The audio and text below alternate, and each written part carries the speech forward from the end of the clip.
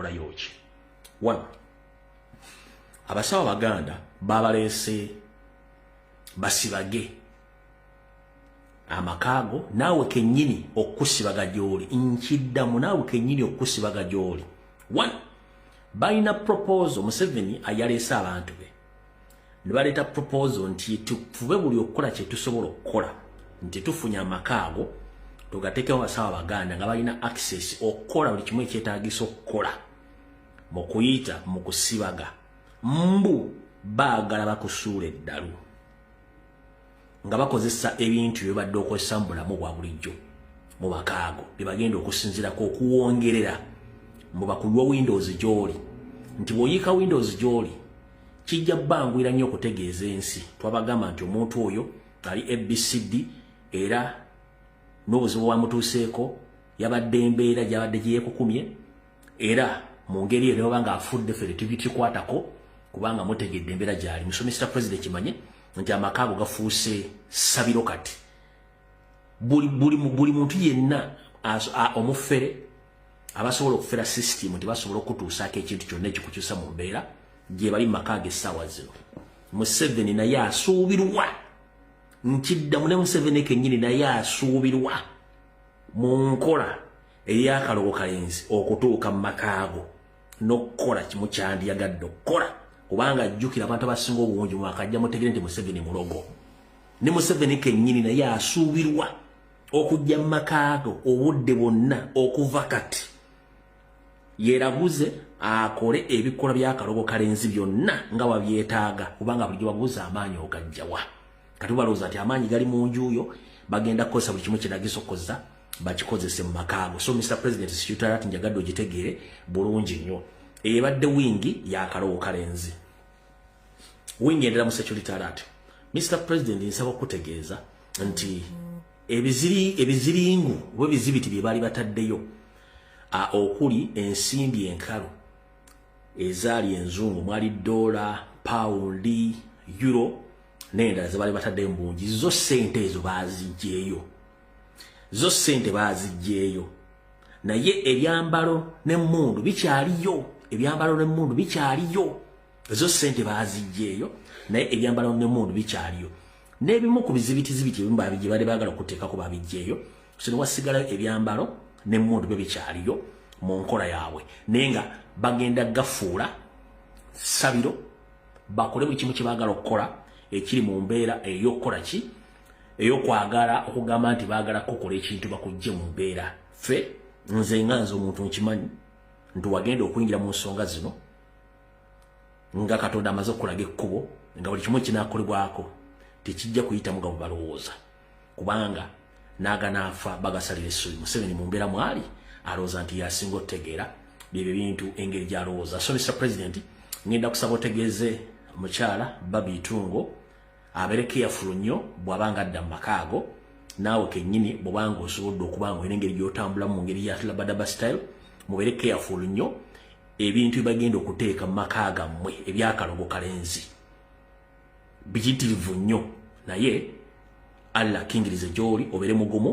kubanga engera yerima awo tuvuddewo mu Secretariat enjagadde giwa President yokka. Alright, njala tandika akaki njala tandike akatambe kaaliro mu butongole nga bwe kalina okubeera.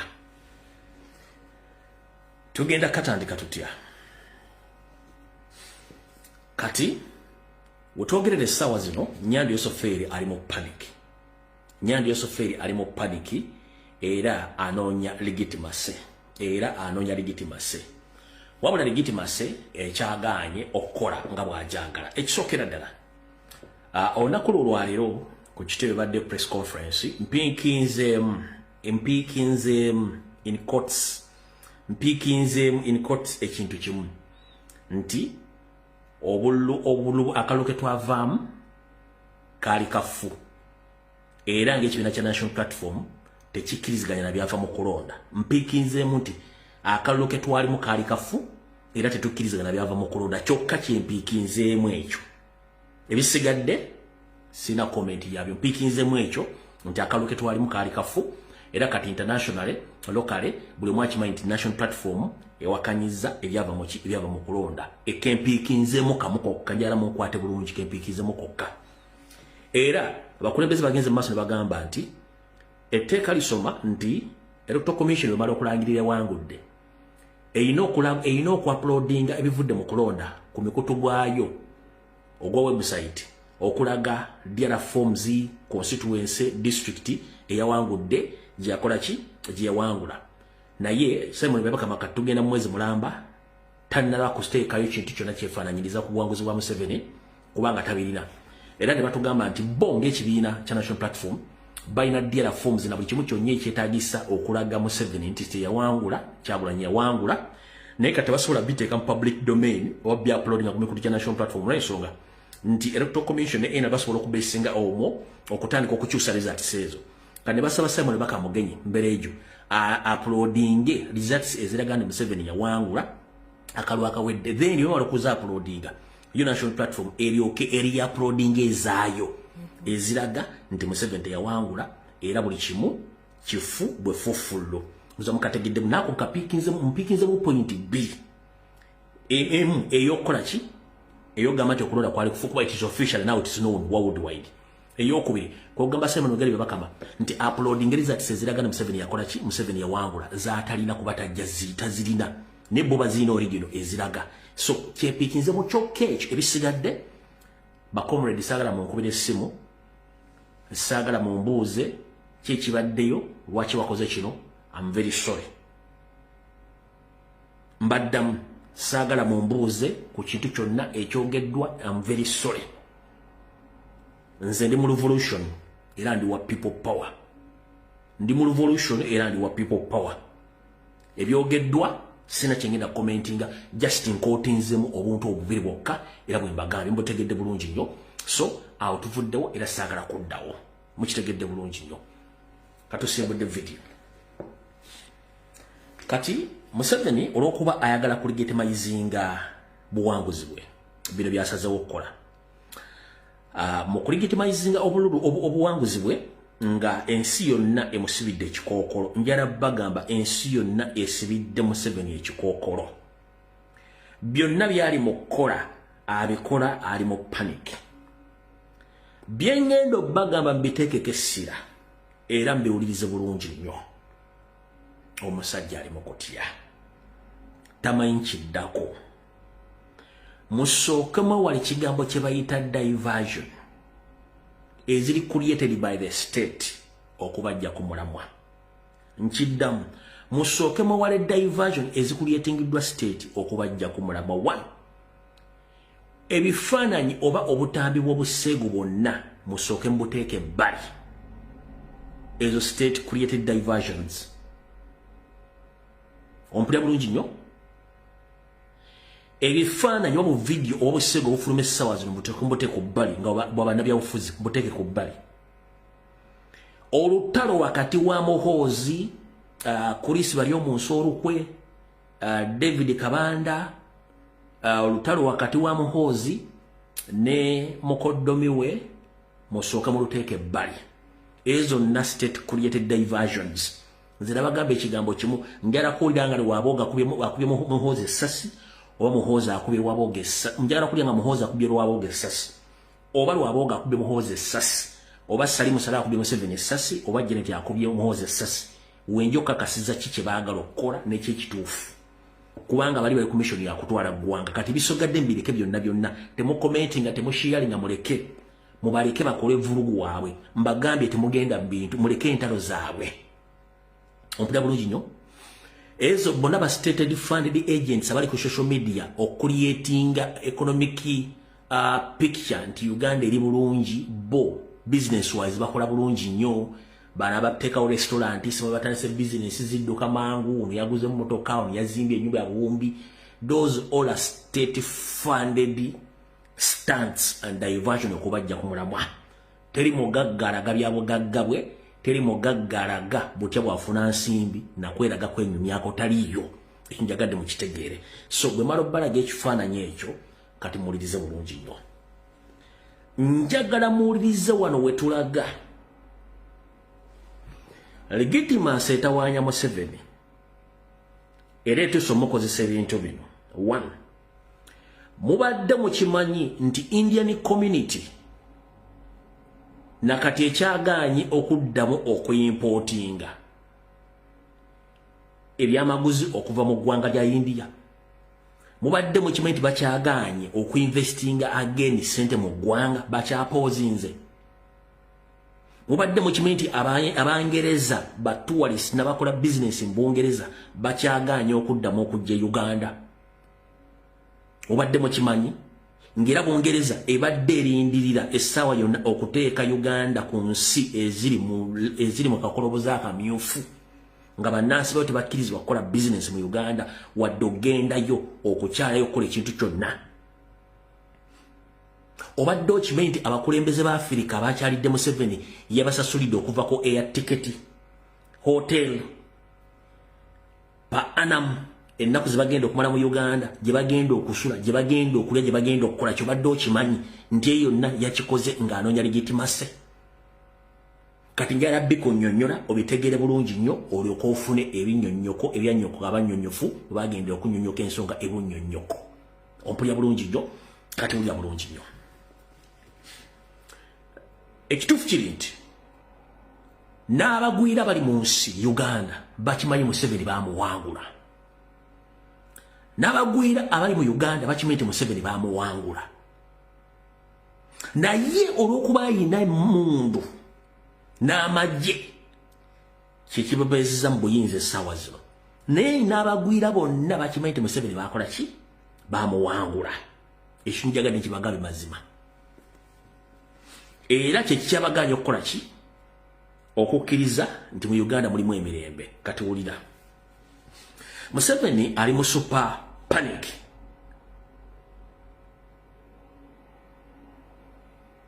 Museveni ali mu super panic ey'ekika ekyawaggulu. Era ensi zikagujje zikulira bamu kabimu ga twagala producing results, full results eziraga nti mukama oyo yawangula. Byabaka matalina results ezo gyagenda zijja. Ompulya bulungi nnyo, talina results gyagenda zijja. Kino ne kiteeka Uganda essaawa zino ku nsi ezimu ezitali ntuufu bantu kujjamu wadde okukolera business security wise, kubanga abasajja bano bakimanyi mu kunoonyereza kwabwe kye tuyita intelligence nti newankubadde Museveni yayiwa amagye, social media bagikozesa okulegitimizinga Museveni, naye abantu emitima gye bannayuganda giboyiringa munda. Kiringa bona okwata emmere ng'ebadde eyokya n'ogiteeka wansi n'esooka evaako akakakka koolaba akakolaga nti eyokya n'oddamu n'ogikuba n'ogisula mu kamwa ekwokyezaawo. Kati n'ensi z'abazungu bwe zitaba Museveni ne Uganda. Bo newankubadde nti agezezaawo ga nti akulinga ekintu kino naye ensi ekyaboyiringa etokota. Olw'ensonga bagabye bakama producing results talina waazijja, kitegeeza nti bannayuganda bakola ki? Bannayuganda bakyaboyiringa. Katugenze ku kiri kye bagambye ekya legitimization. Museveni yakutte obuwumbi n'obuwumbi bw'ensimbi bwesigenda kugaba muwendo. N'ategeeza bakyaliibe enkwezenge bajje bamuyambe bateekewo ekifaananyi nti Uganda eri seefu n'okulonda kwawedde, buli kimu kiri nnomo, abantu bazzeeyo okukola emirimu gyabwe, era Uganda eri seefu, buli kimu kiri okke. Kwe kuyita abakulembeze abamu aba Africa abaavaako n'abo ne bateekako nti ekibiina ekitwala Africa yonna ekya African Union n'abala bazze ewa Museveni okumwebuuzaako ku emirembe mu Congo ne Rwanda ne mu East Africa. Bano bonna mwabale bulungi nnyo. Kino ekintu Museveni kennyini yakitaddemu billions of money. N'abayita nga kitegeeza buli omu ekitono nnyo bamuwadde emitwalo egitasukka emitwalo 20. Ekitono nnyo buli omu bamuwadde emitwalo egitasukka 20. Newokusula security n'ennaku ze bagenda okumala mu Uganda. Kino ekifaananyi Museveni akisiiga okulaga ensi nti Uganda eryokke era n'Abafrika banne balyokke with him, tewali buzibu. Kyekyalesa abasajja bano tewali kirala. Lwaki? Kavudde kwanjula katandise. Kyekyalesa abasajja bano kasooke nziggyemu ka audio kana akali mweno ngenda kulaga video. Kyekyalesa abasajja abo awo wonna eyo yonna staged legitimacy ye nyini je creatingidde eyo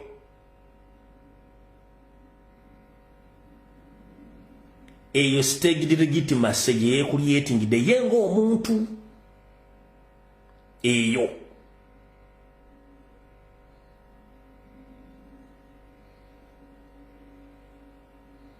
obalaba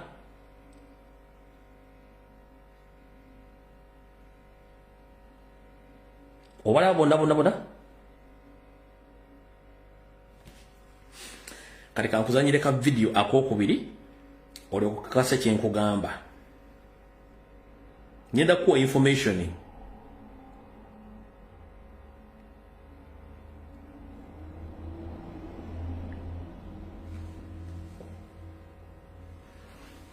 information bulungi nnyo olyoka otegeere nawe wenyini weetegerere bulungi nnyo omala okusaako eddoboozi luli badde livuddeko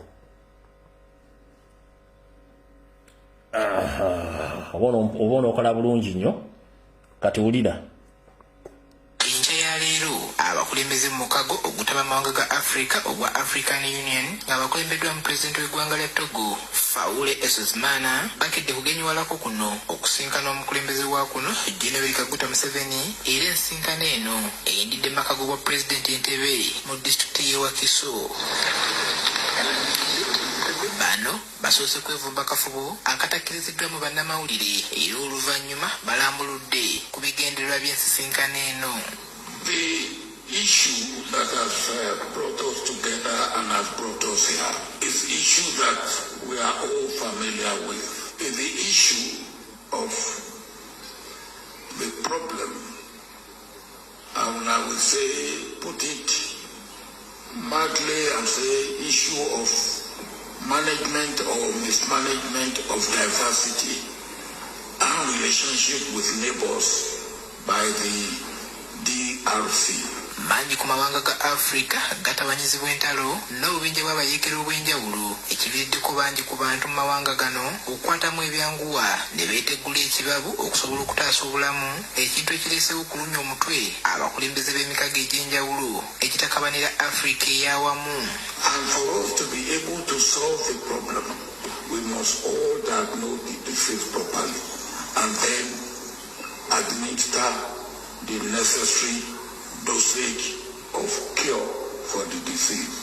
Mu mbeera y'amagezi muliro bano basazeewo okujja okwebuuza ku mukulu munnaabwe ku ngeri gye bayinza okuwongera okugonjoola okulwanagana kuno okuli mu mawanga ag'enjawulo. So we see President Museveni being in a unique place and working with him to see how we can bring African solution to African problems. And without keeping out those who are shown interest from Washington, from Qatar, from France. Yaliko pulezidenti w'eggwanga lya Nigeria Olusegun Obasanjo agamba nti Africa esobola bulungi nnyo okwekolera ku bizibu byayo watali kuyingizamu bakyeruppe mu nsonga zaabwe.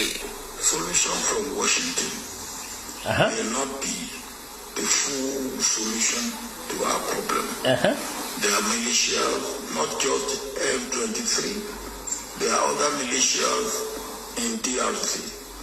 There are grievances that others have put out that have not been addressed. Ndowooza owulira decision ya Washington bo tebagikkiririzaamu. Kati ladies and gentlemen, njala tukyatinga mu ddakiika 2 nze naawe kuba ngenda bawa information ya ani akulira African Union gwe baalonda. Ani akulira African Union gwe mumanyi bulungi. Si musajja mu Djibouti, mu Eritrea mu Djibouti mu ki akulira African Union ani mu ki si so no simeka manaye simanyani simeka ma enyereko ka ono gubazi ono muyaye kama naye simeka manaye ani akulira African Union mutufu.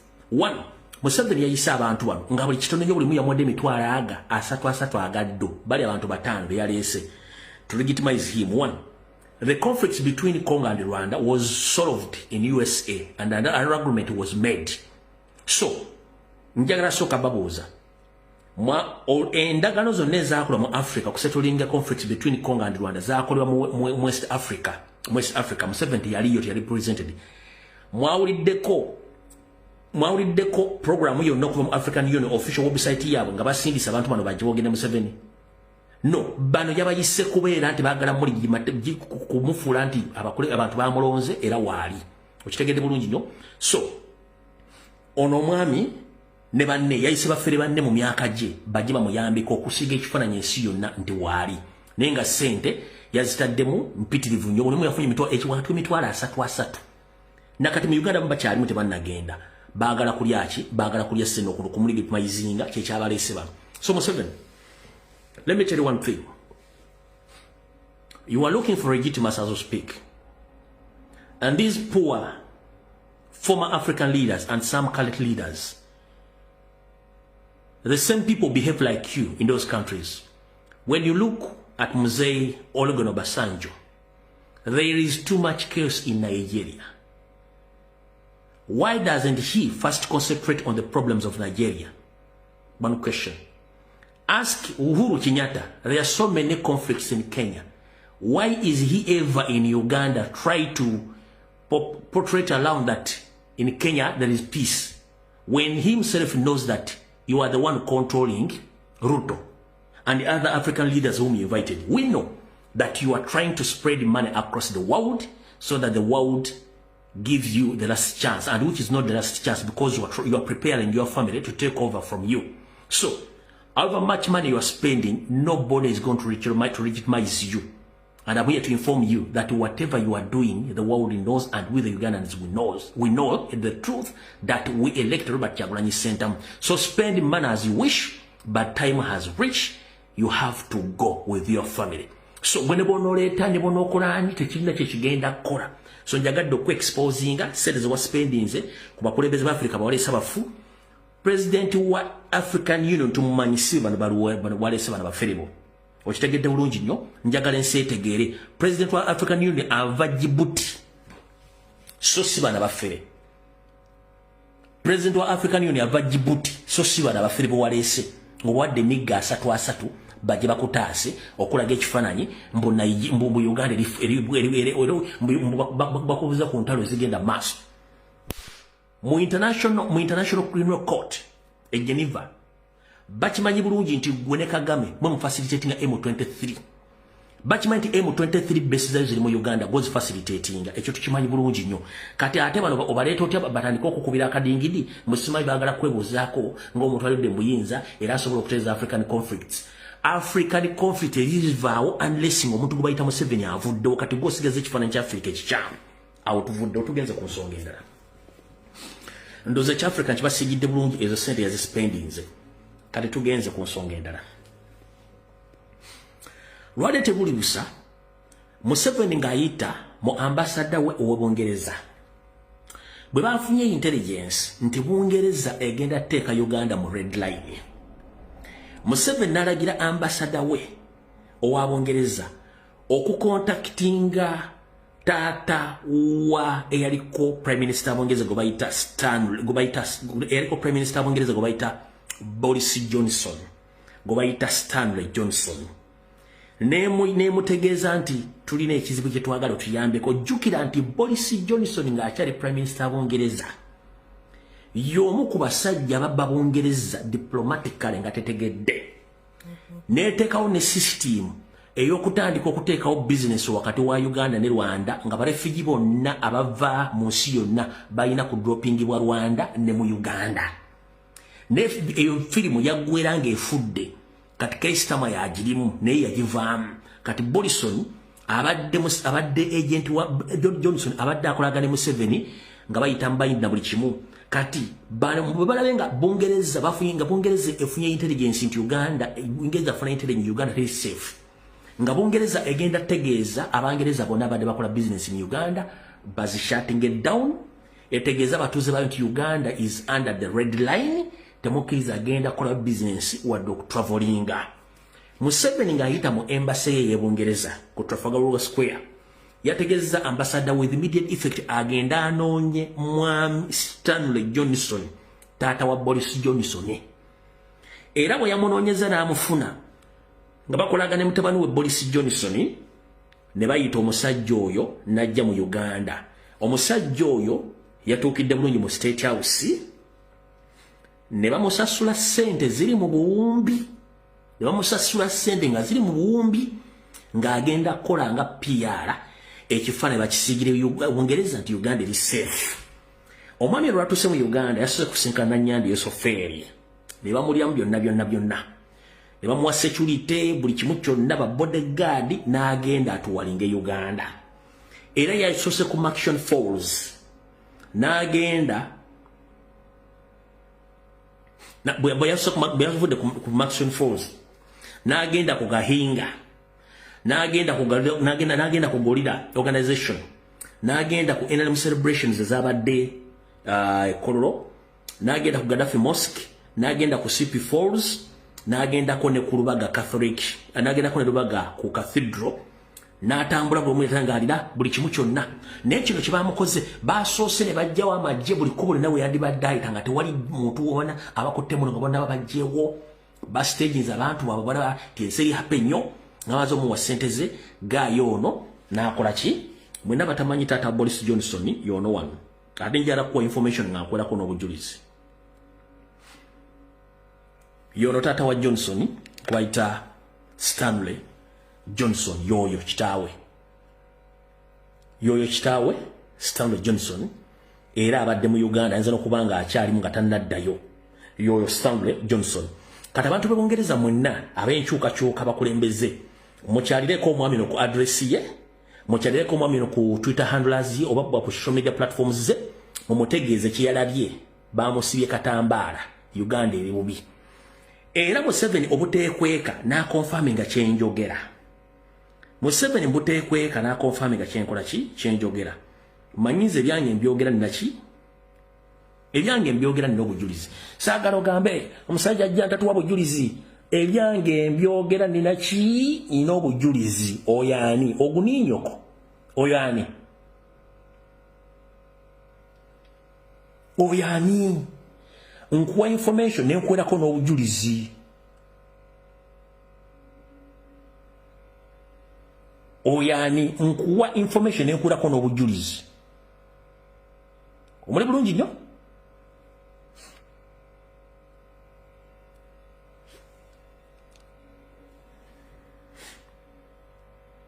Nkuwerako n'obujulizi bwennyini. Era wano Nyandwe n'agamba bw'ati. We have discussed issues of mutual interest, particularly to the importance of the common markets and the common environment policies. Welcome him to Uganda once again. Omulaba bulungi nnyo. Kati ndoza mutegedde bulungi nnyo nti ssente za Uganda zigenda nga Museveni ayagala ki ayagala legitimacy. Kati ngenda kusaba baganda bange mwenna yino tweet ye sagala mugate lumbi byayogera atabijja ludda wa njagala kubawa information nga buli kimu kikuwadde. Ogira bulungi nnyo njagala kuwa information buli kimu nga kikuwadde. Nyandwe Yosoferi yagambye I met Stanley Johnson, an author and former member of the European Parliament, who is also the father of former Prime Minister Boris Johnson. Mr. Johnson has been visiting a number of Uganda's key tourist and conservation sites, including Mahinga, Kyambura. Mubitegedde bulungi nnyo, ndoza mutegedde bulungi nnyo. After sente empya n'enkadde okuyiibwa mu musajja oyo okujja mu Uganda. Ngenda kusaba buli monna Uganda yonna gy'oli mu Bungereza. Address y'omusajja omugimanyi mumanyi ne ya mutabani we Boris Johnson. Naddala abantu abali mu Bungereza ogwo mulimu ogubawadde. Mugende ku social media platforms ze mumuteekereko ebintu abitegere bulungi nnyo nti Uganda teri safe nga bamuwadde ekifaananyi ekyo ne bamuwa ssente kubanga bamusasudde ssente eziri mu billions of money okuba ng'akola omulimu ogwo okusiga ekifaananyi kubanga Bungereza yabadde maze okuyisa intelligence ng'egenda g'abantu baayo nti Uganda is not safe ba eri Abangereza okukola business saako n'okutuwalingayo olw'ensonga nti tetulina legitimacy byavudde mu kalulu. Tetulina legitimacy byavudde mu kalulu. Era nga ne mu Africa Museveni bamugamba ekigambo kyekimu nti ebintu by'okola tebiriiko legitimacy. Era wano kambazanyireka video ka comrade munaffe akulira ekibiina kya EFF omukulu gwe bayita Gubaita Julius Masero oba Julius Marema Sero owe South Africa ngane ategeza Museveni tugende ku kintu namba 3 ekya Museveni okunonya legitimacy. Wano Marema yabadde ategeza Museveni n'ekibira kya National Reverse Movement Sakoneto Commission ne Uganda Communications Commission obuyayi n'obufere bwakoze mu kulonda kuno okuwedde. 26 Ugandan general election was marked by a nationwide internet blackout, repression of civil society, violence against opposition supporters, and the suppression of independent media and communication. Just days before the vote, the Uganda Communications Commission ordered the shutdown of internet and mobile service in a brazen attempt to blind citizens to the democratic processes and undermine transparency at the crucial moment when information is needed. Reports from international human rights organizations confirm that these steps violated fundamental rights to access information and free expression, creating information vacuum that shields abuses, delays results, and erode public confidence in the integrity of the elections. It is additionally concerning as this has become a trend in the region, having similarly occurred in the Tanzanian presidential election just late last year. We condemn the violence and intimidation directed against opposition figures, political activists, and voters, and the unaccountable use of security forces to silence dissent. The EFF stands in firm solidarity with the people of Uganda and calls on regional and international bodies to recognize these elections as illegitimate and unacceptable democratic norms. We call on all ground forces to heed. Zamuchitegedde. Kati wetuvaawo nga mmaze okutegeera ekya kitaawe wa Johnson wa Boris Johnson oyo omwami gwe mbagambye abangereza bannayuganda bali eyo nze maze obbawa bulungi nnyo information ekwata ku bigambo ebyo. Kati tugenze ku nsonga endala mugiwulirize bulungi nnyo. Mugiwulirize bulungi nnyo njala mugiwulirize. So Museveni maze bagamba ekya Africa mukitegedde ekyabungiza mukitegedde. Kati tugenda ku ky'abayindi. Abayindi bo mu family zaabwe mu meeting bagamba Museveni akaluba akamukuba. Era sente zaabwe zisinga obungi badde bazifulumya eggwanga ne family zaabwe nga bazifulumya. 1. Bayina history wa Idi Amin tanabava ku mutwe. 2. Bayina history wa Kayunga tanabava ku mutwe. Bayina history wa Mabira tanabava ku mutwe. Kati Museveni okuba nti aludde mbuyinza emyaka 4 bakimanyi nti yabbye akalulu tebali safe mu Uganda. Bamugambye nti fe open tetukyalaba wano kintu kyonna kigenda maaso. Uganda tekyalina future. Ebyobufuzi byonoonese.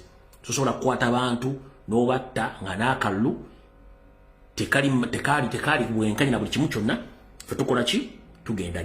Kati Museveni byafunye intelligence nga ba manufacturers ne ba suppliers abayindi abali mu India abadde basindikanga mabadde basindikanga ebyemoguzo okuva India okubeta bayindi bane babitunde nga bataddeko envubo nga tebakkiriza kintu kyonna kya muyindi kuva India kuyingira Uganda. Abayindi bagamba kati soke tukole kitwetegule tufulume eggwanga wate wakyali business.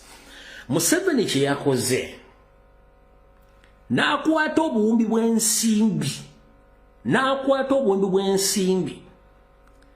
n'akubira agent w'essimu okuorganizinga expo mu ggwanga lya India. Eraga abayindi mu ggwanga lya India bategeze bana abali Uganda eri safe tewali butabanguko n'okulwada kwawedde kyonna kye balaba kiri influenced by social media but ku ground tewali buzibu eggwanga liri mu control. Museveni ngabo yakoseza ambassador wa Uganda Bungereza bwe yakoseza ambassador gwe bayita Professor Joyce Chikafundi. Professor Joyce Chikafundi yono ambassador wa Uganda e New Delhi. Njagala kuwa information nga nkwera kono obujulizi. Ono ye ambassador wa Uganda mu New Delhi gwe bayita Joyce Chikafundi. Omulaba bulungi nnyo. Yo Joyce Chikafundi eyakoze expo mu ggwanga lya Buyindi okulaga abayindi bonna nti Uganda eri safe tayina buzibu byonna bawula ku social media na buli kimu si kituufu. Oyinza okugamba nti amannya genjogedde sigego njagala ogerabireko bulungi nnyo nti yoyo Professor Joyce Chikafundi ye ambassador wa Museveni mu ggwanga lya Buyindi mu kibuga New Delhi. Nali mannya ogawula Chikafundi gego okitegedde bulungi nnyo. Kati sente ne ziyita mu embassy expenditure ne ba diplomat abatute sente enkalu ne bagenda ne bakola kye bayita Uganda Indian Expo show bayita ba investor bonna ne family zaabwe no assurance nti Uganda eri okay, tewali instability, akolomuze yakawangudde, buli kimu kiyoke. Era mukolo guno gwabadde mu Hyderabad gye gwabadde nenga Museveni ataddemu sente zempitirivu okuba nti alegitimizinga nenga baba iri bamugambye fete tuli safe mu Uganda anymore. Political instability tuziyiseemu n'akaluke nnyini tekabadde free and fair. So tetwagala kulisikinga tekano sente zaffe buli kimu. Era mugenda kulaba nti okuva okulonda bwe kwaliwo n'okutuuka olwaliro abayindi amu tebannadda ne mu banka tebajjayo sente kuba bali bazikoze transfer nga batidde nakatamu tebannakola ki. Kati kino bwe tugamba ntugenda mu kwekalakasa okwemerera okutula wansi nga n'abakola surgical operation mugikola bulungi nnyo musobola okuddamu ne muteeka pesi y'ekintu kino nga presidenti ye gyali gyasirikidde kya planinga. Njala kusaba mwenda bamubulayizinga mubulayizinge ku ground. Omanyi tewali kintu kitiisa muntu muyeekera nga muntu musirikira nga tamanyi kyagenda kuzzaako. Kati ngenda basaba mwenna bakomrade bali ku ground. Buli district mukunge nga president bwakunga buli kimu kikyambule muli kubanga bo ba foreigners mu Uganda tebali sete na kigenda kuddako.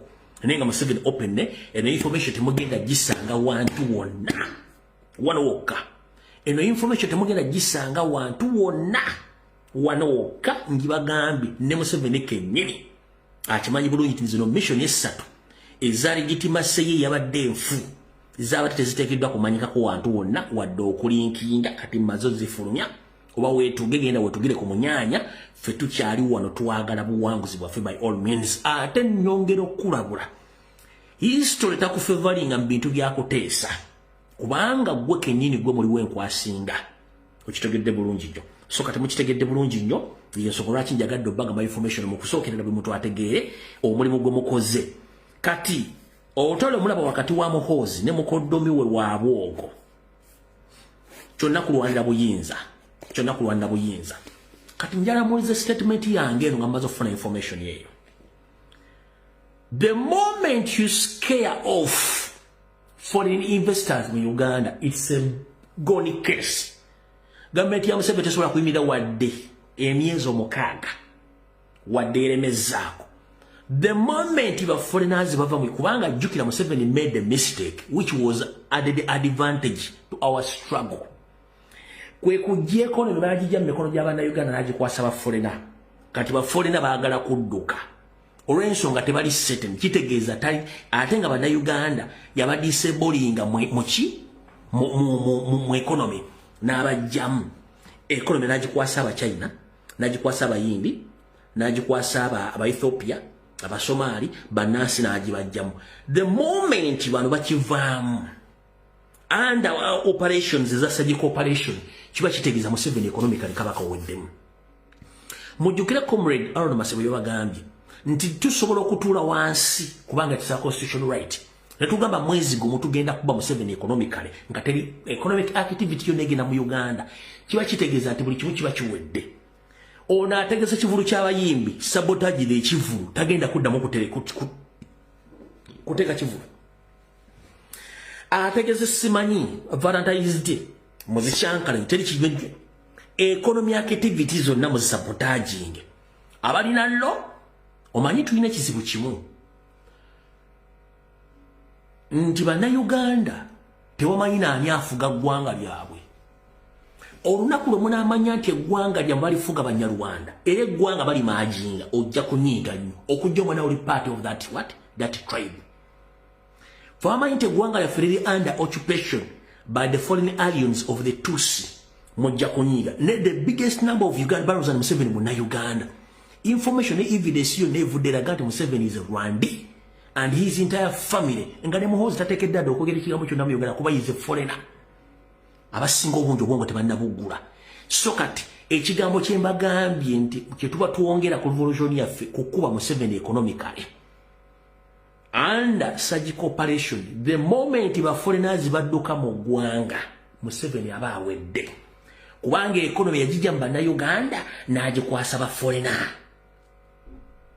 Kati ba foreigner babuulidde ekibadde mu intelligence kiyafunye ne sede za spendings okulaga abantu tayagala legitimacy talina legitimacy kubanga ensi mmanyi nti si muna Uganda. Kati mukitegedde mutya mbagambye mutandika okuboycottinga mukole buli kimu ekyetaagisa okukola kubanga omusajja ayidde mumubuddeko ezo entalo za family bagambye oyo diversion okujjako Janet nga akubye Muhoozi essasi oba Muhoozi akubye Waboga essasi oba Waboga akubye Muhoozi essasi oba Waboga yetidde Salim Salwa Salim Salwa bwe yetidde awe tujja okumanya nti bali serious naye kati sawa zino bali mu katemba kubanga buli omu alowooza bagenda kulwanirira bukulembeze bwabwe. Lwaki ekibasiba mbuyinza nti balina access ku mundu olina access ku ki?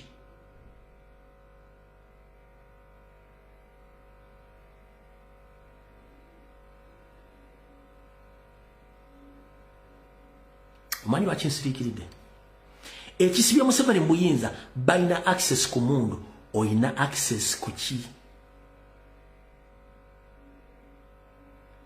Access gye walina yeyokuyimuka in big number tewayimuka olina access ku kyekirala olina access ku boycott olina access ku surgical operation. Abasajja ne batambula mbyaliwa mu 24/7 nga n'ababala babira mu bamanyi nga balina emigemera wala. Omanyi nti omugemera wala gumu gusobola okuleeta emigemera emirala 10. Weyala kuŋŋamba bwe mufuna emigemera temusobola kufuna emugitereka. Nkubuuza kozesa ku mutwe gwo ekibakuumidde mu buyinza access balina ya mugemera wala bo balina mugemera wala gw'omugemera wala omugemera tosobola gufuna kwa batambula ng'ebiyingi mu ggwanga lyonna lyonna abanywa ne batamiira nga ne poliisi ezimu ziberako omusirikale mu babiri muli bakawula muli mu kulya miyembe muli mu kwegadanga mulaba pono nga mukimenti mwetaaga kulula nsi yammwe. Nkubuuzizza legitimacy ya Museveni okulemya mu his country akozesa mundu olina access ku ki?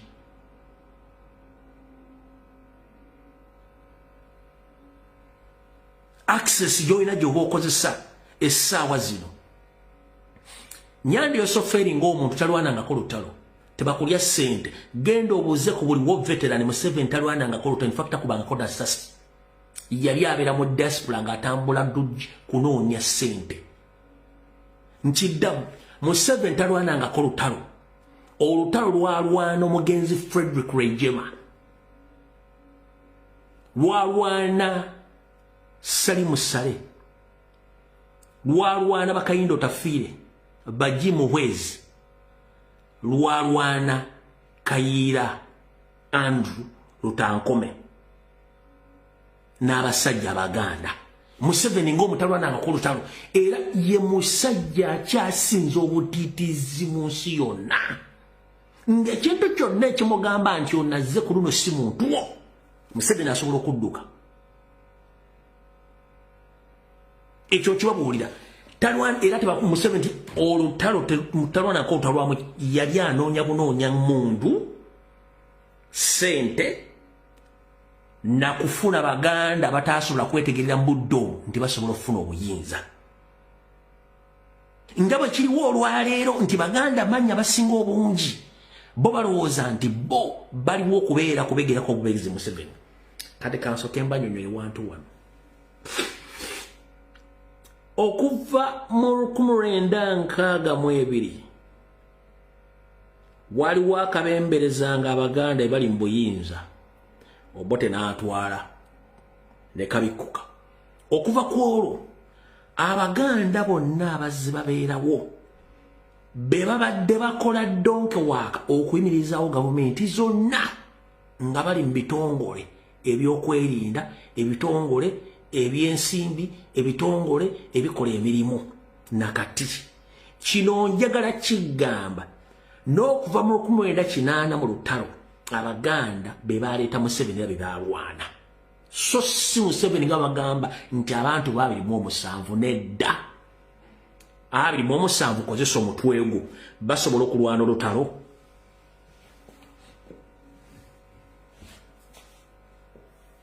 Kozesa omutwe gwo 27 people. Can they engage in a guerrilla war and they win? No.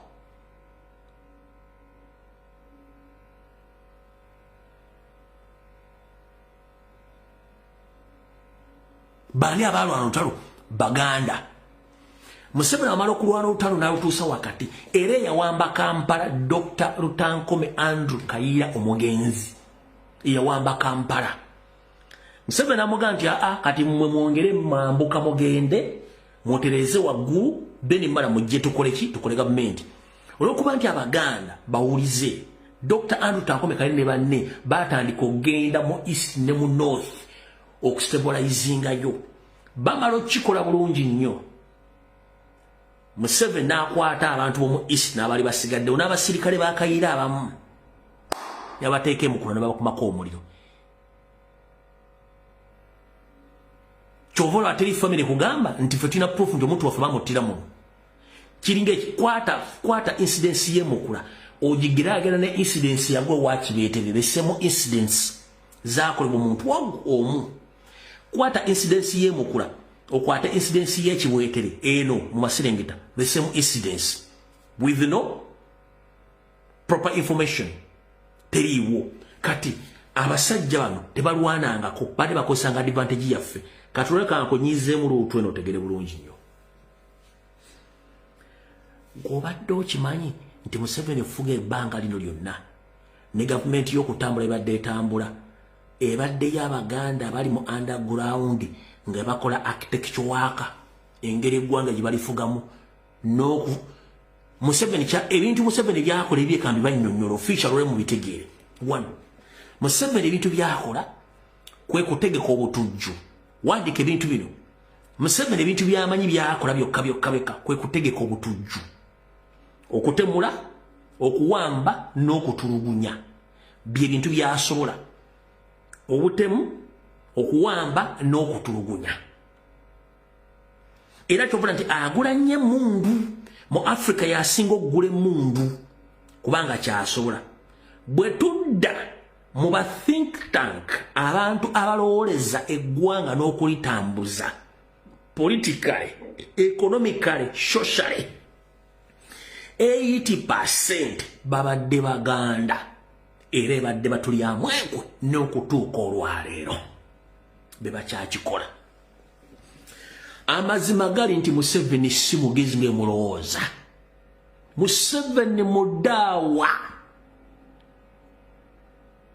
to the extent bw'agenza ajjamu Abaganda bonna basse n'abalala bajja mulaba kati akavuyo akaliwo.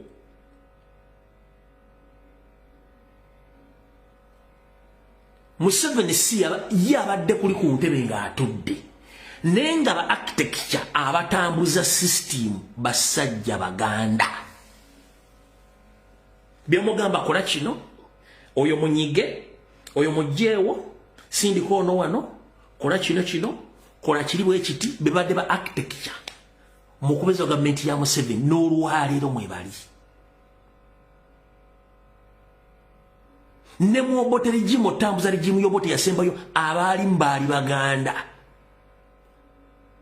be bakola emirimu egyo nakati olwaleero abayimirizawo regimu ya Museveni baki Baganda mannya n'Abaganda abamu.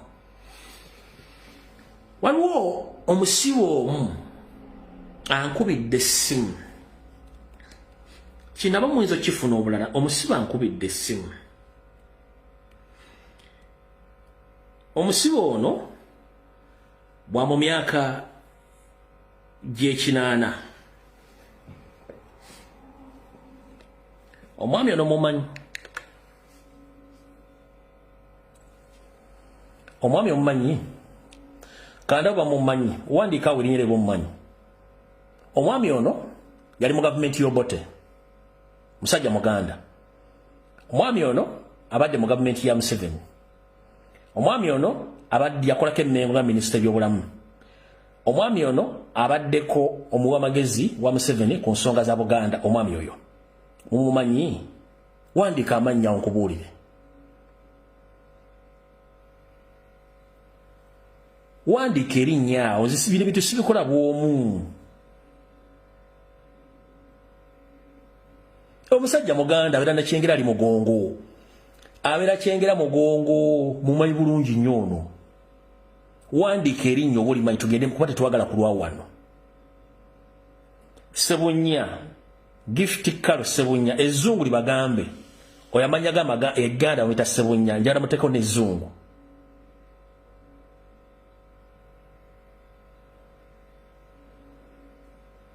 njala muteko n'ezzungu yes Sebunya eganda njagala n'ezzungu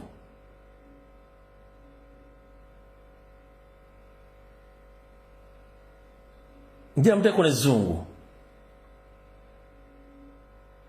yakolako emmengo nga minisita by'obulamu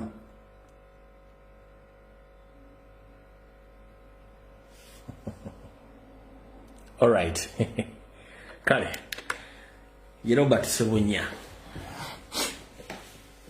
omusibe omwankubidde essimu naŋŋamba lumbuyo omanyi nti nkusinga emyaka ndi muntu mukulu naye njala okubazaako ekintu kimu Uganda tebankola muntu avaayo n'awaayo bulamu bwe kwogera nsonga zino naŋŋamba emyaka gyendimu mingi mbadde mu Uganda omwo ndi muntu mukulu naye ebyafe byotusomesezaamu tetwabiraba nako wala kuba tewaliwo social media ate emyaka gyo mito naye nange leero kankuweeyo bwazze n'okuba Mengo n'okubiramu neyali Katikkiro neyeebuzaabuza ng'afukaana aba yenkola yaabwe ekonza atya naŋŋamba abantu abo bagenda okusisinkana Nyandwe balina olupapula basayininga bagiyita confidential affidavit gye basooka okusayininga bagiyita confidential affidavit ng'ogenda osisinkana Nyandwe ku nsonga ze ez'ekyama osooka kusayininga confidential affidavit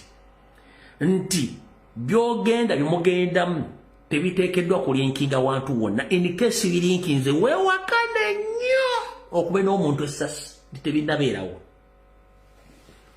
weewakane nnyo n'oba osobola okutuga omuntu mutuge weewakane kye bakwogeddeko okuprotectinga endagaano gye wakoze eri bagita non-disclosure ndowooza yes non-disclosure gye basooka basayiningisa bonna kyova olaba nti newe mbadde nga nkuba palero gavumenti eri emmengo nga nkuba nsalo ga mulenge nyere bannaye bonna bonna nga bajja kwewakana basasule sente ku social media basasule buli kimu okwegaana bye babadde bakola n'Enyandwe ey'endagaano gyeri kuno okuliko abazimanyi nti kweziri kati omusibo yaŋŋambye nti mwami Lumbuye njala kwebaza famire yange yonna ndi muntu mukulu njala kwebazaako ekintu kimu obaddeyo emyaka gyonna ekirimi abalala bonna naye bw'oza oyogera ebigambo bino nenzijjukira nange ku mulembe gw'Obote nasibibwa ku Nairo Mansion naye omanyi eyasayininganga death warrant neyasayininga oyo bamukwata ono bamusibe mu Nairo Mansion konze nedda naŋŋamba eyansiba nga asayininzi bankwate yali Robert Sebunya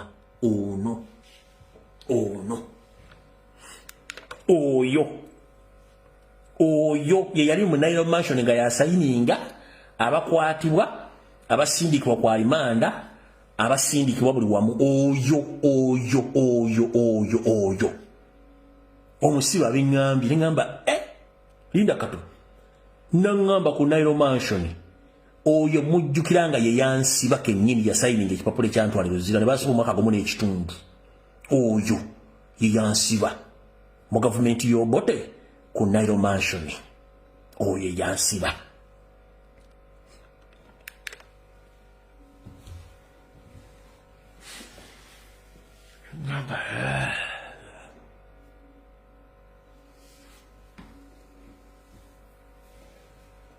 Nangambira tebaye muntu yenna addamu ku Uganda yenno basho media kuddamu kumanyira olw'ensonga bana abantu tebamanyi kiri munda mu deep state mu by'omunda nti Museveni teyali tasobola kufuga ggwanga eyo myaka 10 singa si Baganda ab'enkwe nakati abali mu sisitimu Baganda bennyini be balemezzaako Museveni era be bafuga eggwanga Uganda and this guys kyokora nti bagenda kulwanisa senta mu Kyagulanyi era bayinza n'omuttisa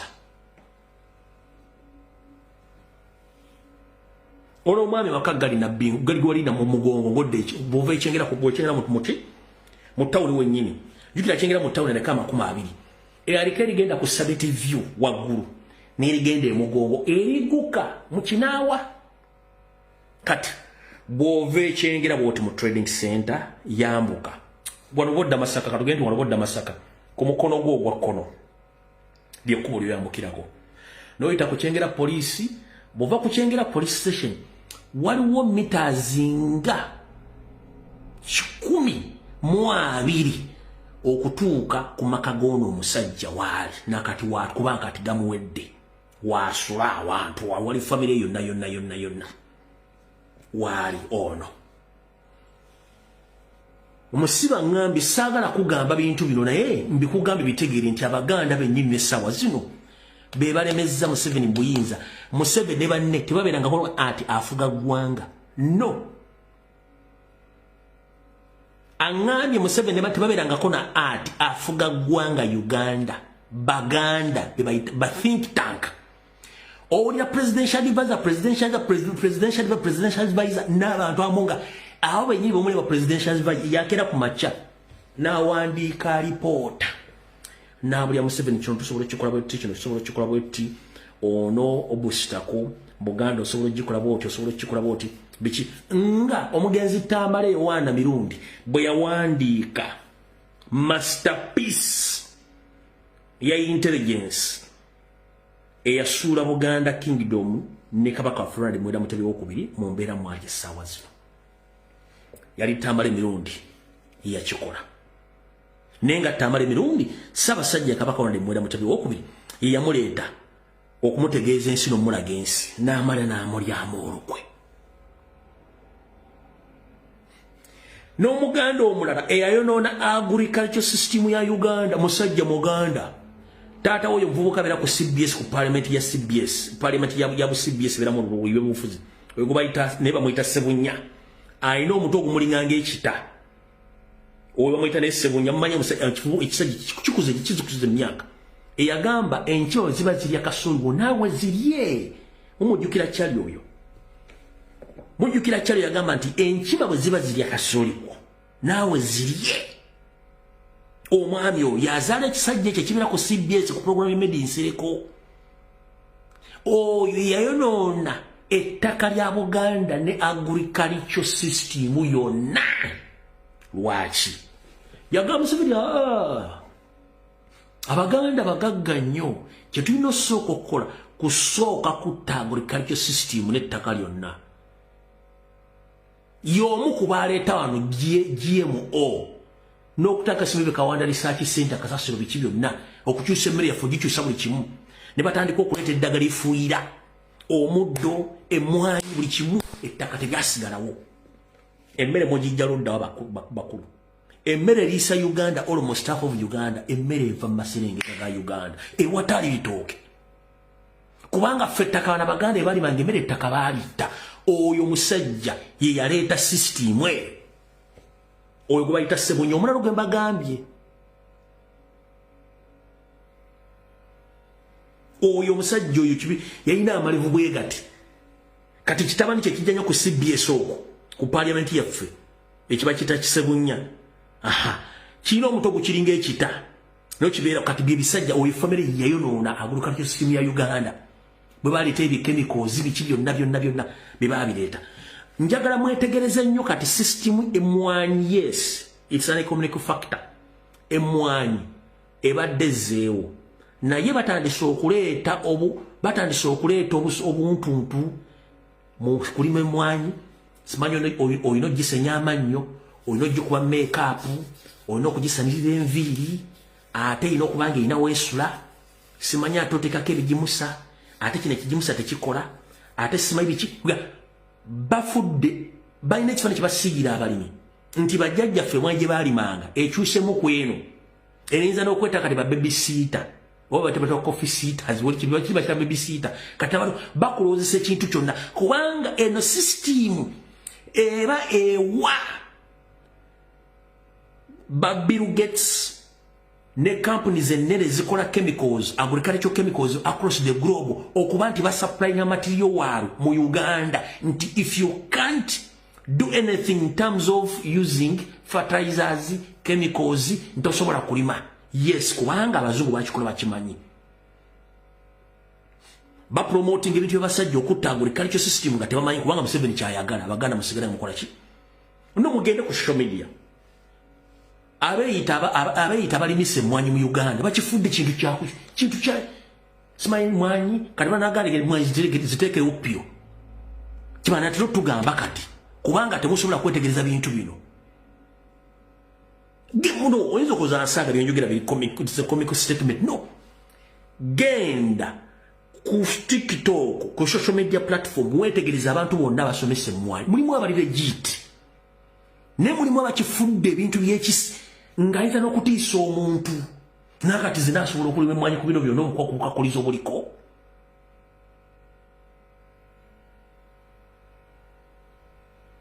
kubukakuliza bakutera ku mmwanyi kati mmwanyi kanene kubanga kiri kye baagala kino bakikolera international chemical manufacturers eza agriculture okuimportinga chemicals ezo naye nga tebamanyi repercussions nti era emmwanyi olina kati okubanga olina irrigation iba tolina irrigation tosobola kulima emmwanyi jjajjawo gwogenda nokebera bajjajja kuliko bajjajjawo basaka balina irrigation farms irrigation systems mu Uganda.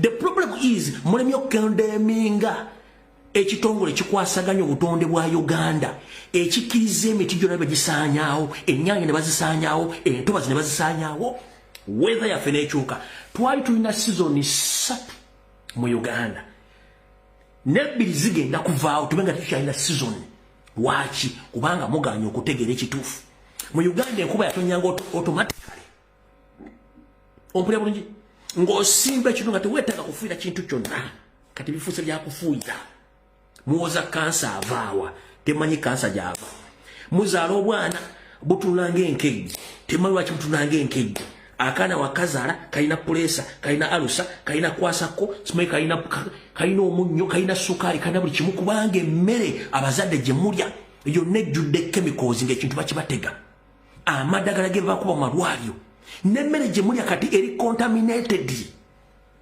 soka okozesa omutwegwo jjajjawo yalyanga enkoko ya myaka 3 gw'olya enkoko ya myezi 6 oba otegera bulungi lwaki omuntu asisa emyaka 2.5 n'agifunza n'agiteeka mu myezi 6 ng'olya amagi olya enkoko tosooka kite kati nakino kakitukutegeeze abazungu abategeera balya organic food era ali very expensive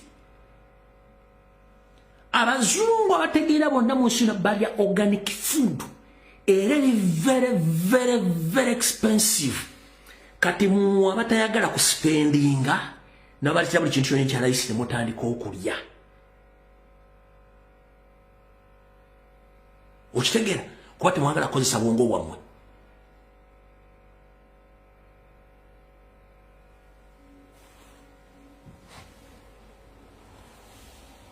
bino mujja pita kubanga biri mu system eyo njagadde gendayo bugenzi mutegeere gwe notakozesa mutogo enkoko bagikuba empiso ne bagikuba empiso ne bagiwa eddagala enkoko zinaasangwa ekoma okulya ku ssaawa 10 neyingira mu nju eddamu kulya ku makya zino ezabano erya breakfast n'erya lunch n'erya supper n'erya dinner byonna bibimu esula erya automatically okitegeera ne baziwa eddagala n'olya eddagala n'olya buli kimu gw'osuubidde ogenda kuwangaala otya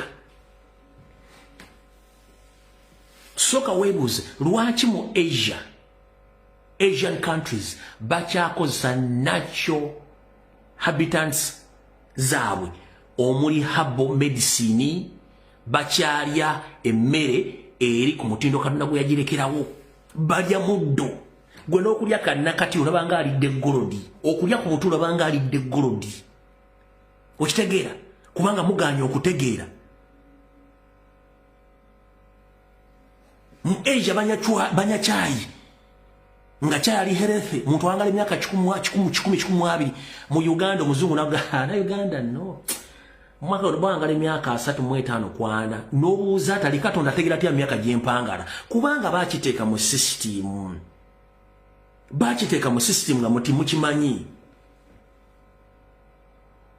owulira ne bagamba katulese ente zinusu Bulaaya ente eno erina okubanga esula mu kalina ente eno erina okubanga wagizimbirawo tailozi ente eno simanyi ogikama erina okubanga maze oggiweweeta simanyi okola otya yes bituufu naye tusooke tuddeyo ku nnono zaffe ekyaliwo kyali kitya tekisobola kubeera lwaki batuvuga speed lwaki bakuvuga speed kubanga yo omuzungu alina kyateekawo kuggwa omuddugavu ng'omuntu wano nabo bannayuganda bali mu America wano abali e Canada abali mu Europe abali mu Bungereza bakimanyi bulungi nnyo nti empangala y'abantu abali mu bibuga yanjawulo nnyo n'empangala abantu abali mu byalo abali mu byalo bakyali ku oligino mu Europe Bungereza Canada America wabula zino empuuna amalungu eziri mu ddeeka zino enju eza ddeeka zo muyita flat ndeetera pizza simanyi ndeetera baga simanyi ndeetera ki ne bakuleetera ekintu nga olya bulwadde bwereere kubanga bo kye baagala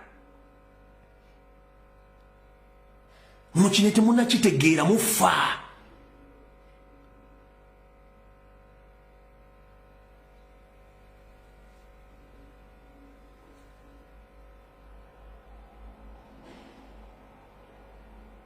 okitegeera bulungi nnyo enkoko ya myezi 6 tesobola kutambula etambula ejagira bweti enkoko simanyi erina pulesa simanyi erina kamunguluze bwetambula ennyenyi z'okuwuka okugulu nkoko ya myezi 6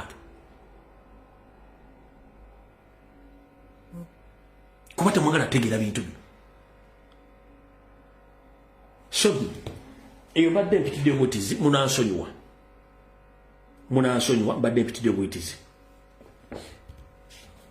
kubanga no bategeeze bintu bino mbitegeere biri mu system so nza mutegeere lwaki mbagambe ekigambo kino nti Abaganda bennyini be bafuga gavumenti ya Museveni nga temumanyi Museveni kyasobola nkibagambye Museveni is a terrorist is a mafia kyovala corruption mungi mu Uganda kubanga bo kyomanyi kyakubba bava mu nsiko nga babbi baza mu gavumenti babbi they don't care about the developments but caring about money laundering bamukola batya Salimu Sale an individual aina budget mwajina budget eye ngeva mu budget ya Uganda neba mafia neba bateekamu aina parallel government opula bulungi kati sente bakwata mwe bagula amataka ne bazimba zi malls ne bazimba zi hotels nga tafudde kuzimba ddwaliro tafudde kuzimba luguudo tafudde ku baana nti abaana amasomero ge basomeramu gali gatya tafudde ku mwana wonti bw'amala okusoma agenda kukola ki era eriyo embaata zaneti ezitannamanya nti education system yagenze nga nakyo bakyakiwakanya omwana abadde omugezi ng'afuna abadde akulembera batuusa okukola senior 4 yayitidde mu second grade ne second grade tebakyazi kubanga marking system tekyasobosa abazadde kutegeera era omuzadde alina kumala kukubira headmaster mubuuzi wayi bino biri kwa ripoota y'omwana dizati singa sizitegeera kubanga bo kye baagala mbeeraawo teri kintu kinnumanga ssaawa zino nakati kinnumya obwongo n'obutuza omwana n'odiringa n'omwana oyo okuva ku lunaku olusooka mpaka omwana oyo waakookolima n'omuweerera akasente ko n'otunda nandawe yange oyambala egi oweerera omwana n'atuuka okunoonya omulimu ne gubula mu Uganda njagala kusooka kusigira ekifaananyi mirundi emeka parliament yali etudde n'egamba nti Uganda government ekulietinze emirimu tuli wano mirundi emeka gye wali owuliddeko nti bakulietinze emirimu bwegiti mu parliament ya Uganda eggwanga etana minimum wage nga minimum wage eri ku gogo ya mitwalo 15. Can you sustain your life with 150,000 Ghanaian shillings, which is not even enough to rent a single room in Kampala? Can you sustain your life? Kachino kanchikunyunyolo nyigerumu era mutegere nti government erina okuvaako etya osomesezza omwana okuva ku nassale wano njagala okwate kalaamu bulungi nnyo otandika okuteekera ebintu bino wansi gwokimanyi nti Museveni yakuliyetinga abaavu emponga byoya abasobola kuweerera baana waliwo abaavu ng'asobola okuweerera omwana emitwalo 10 mu nassale waliwo kati abaweerera abaana nassale emiliyoni ne miliyoni 2 mu nassale kati zigenda zirinnya okusinzira ku level education nawo ayagala asomere kati bannayuganda obusiru bwabwe addira enfuna y'entono n'agikaka okuteeka ssente nnyingi mu mwana ono mbw amusomese abere ku standard y'emu n'abaana abantu abakola mu gavumenti oba ontegeera mwana neiba asomera ku ssomero akasasula kamu kitundu kyokka y'omwezi tayingiza kakadde omwezi ssente ziri genuine ayingiza emitwalo olwa mentality n'agenda ku level ya neiba n'asasula kamwana mwana asoma nassale n'agimala n'agenda mu primary n'amuteeka ku level y'oli naye ekisinga okunnuma kiri bwe kiti byonna obikoze to impress n'omwana omuteeka ku standard etuufu agenda kola wa the end of the day omwana agenda kolawa talina waagenda kola kati agenda kuzzaako ki buli mwaka oguyitawo agwe bbeeyi yenyiwa n'ebyokusoma n'abyo mu masomero ki kubanga ekitusobola kiteeka mutwe buli mwaka okuva mu January mpaka mu Gwomukaaga bafulumye bannayuganda abalina certificate diploma ne diguli abasukka mu mitwalo 5 n'ekitundu ky'omwaka ne bafulumye emirala 5 ku institutions zonna omwaka gekadde k'abantu abasomye nga balina qualifications bakola luddawa yes olajaga nti si buvunaanyizibwa bwa gavumenti yes somehow somewhere oli mutuufu si buvunaanyizibwa bwa gavumenti naye obuvunaanyizibwa bwa gavumenti ezasooka ezaali zisuubula bannayuganda meka bagendanga e Saudi Arabia okuba ekyeyo bannayuganda meka bagenda mu America osaba visa okufuuka basayira mu seekers ogenda e Canada ogenda e UK ogenda mu Europe n'ogenda mu Middle East ne mu Asian country baali bameka era gwe tonnategeera mu buwongo bwo nti listen omwana wange ono kamusomese amanyi okusoma n'okuwandiika ntandika omumontali nga kikyasobola nkiteekeko essira n'abasinga okufuna obulungi mu America Bungereza Canada mu Asia bonna bali self employed tebakulya ssente tosobola okugaggawalira nga obakukozesa obanga onoonya mulimu nkiddamu nkikuteekamu mutwe gwo oba wasoma oba tewasoma teri muntu awangaala ali mu mbeera nnungi kembe musize muyayanja nga teyeekozesa omuntu wakozesebwa tolina choice olinga mbwa mukama wayo lwayagadde lwagiwa emmere bwerabidde ogiwa emmere tajja giwa mmere naye era buli jjaba embwa yange tenali nadda n'agiwa emmere abantu bonna abali mu mbeera ennungi ne gimuyaya n'ogenda bonna bali self employed kubanga you have to be creative you have to create a job for yourself ask yourself job creators bazaliwa ku planet ki gwe gyotasobola kwekuliyetingira nga when you look into history bonna ba Uganda manufacturers nebalina small scale industries bonna ba P7 senior for dropouts oyina PhD you are moving around nasoma oyina masters okola ku degree okola ku TV nga ne mukamaawo ne senior 6 tagirina olwokuba manyi okwogera oluzungu ate nakino kankikugambye gwe wenna yasaamirira I'm sorry to mention ng'osoma okuyita gwe ngoloza nti osomye nnyo naye ng'enfunayo ntono jjajja oli musiru. Obugagga babupimira ku by'oyina ne by'okoze si bitabo.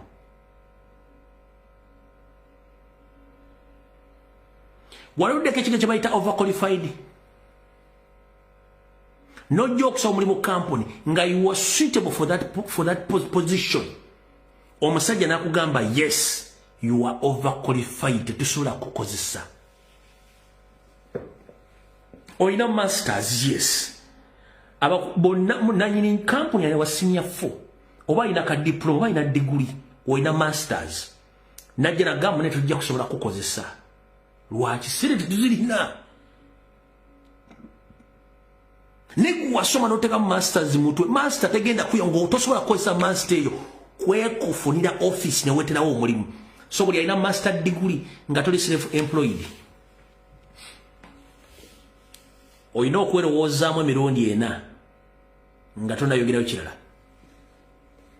Yenna ayina masters degree wa PhD nga bakyakukozesa wasomera bwereere. Nkiddamu ayina masters ne PhD nga okyakola application onoonya mulimu wasomera genda obanje ssente zo gye wazisomera. Kubanga omuntu ayina PhD ne masters olina okubanga oli creative nti system gy'oyisemu okutuuka ku level eyo oyina okubanga oli creative nga you can start something for your own. Naye ng'oyina masters oyina PhD okyakola application n'otekako CV gw'okinaga wow naye ono sijja mukozesa is more qualified than me ne sente sizirina yagenda kukola kyekyenjawulo. Listen, mu nsi yonna omuzungu ayagala ebintu biri ebi bina. Saagala onyiige. Mu nsi yonna omuzungu ayagala ebintu biri ebi bina ebiramujja byeyongerezaako. Ayagala physical appearance yo when you are physically fit. Ayagala time obudde bwo mpulira bulungi nnyo. Physical appearance yo ng'oli physically fit. Ayagala obudde bwo byebintu bibiri bisooka. Ekyokusatu ayagala kintu ky'osobola okukola ng'okikozesa na mu nnangalo zo. Ompulira bulungi nnyo. Kubanga ne oba toliiwo asobola okufuna omulala. N'oba toliwo asobola okufuna omulala. Eri abantu bangi abeetaaga emirimu ku street nga batambula ng'asobola okufuna omulala. Nkikuddamu omuzungu yenna ayagala physical appearance ng'oli physically fit. Obudde bwo ng'osobola omuwa time n'okola bimuyita overtime oba nze nkolera ssaawa. Ompulira bulungi nnyo. Byasinga okwagala gwe ng'omuntu n'obudde bwo n'obulamu bwo ng'oli mulamu ebisigadde tabyagala. Kyovola ne bw'ogenda ng'olina diguli ng'ovudde n'ogenda e Bulaaya bakugamba nti manti olina kusooka kusomako kakoosa ako lwaki akuggyako enfufu n'entegera y'e Uganda asooka akuteeke ku level eri. Akuggyako enfufu y'e Uganda akuteeke ku level yaabwe mwe bulemba temukimanyi akuteeke ku level yaabwe. Kati wano kankusese wano wentudde kye basinga okwagala kiri ekintu eki mubiri gwo nakubeerawo okwo na budde bwo.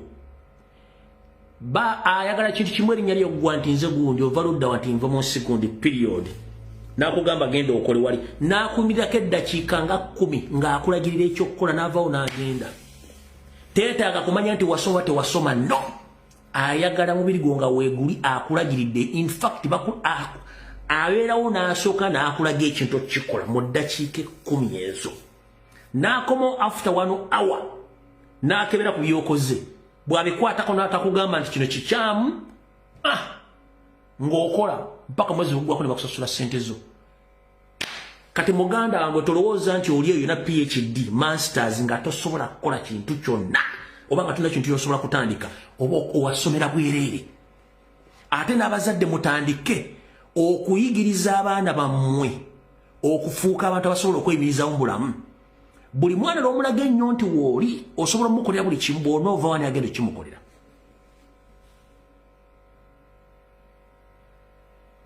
ogenda kubeera ludda wanga taliiwo.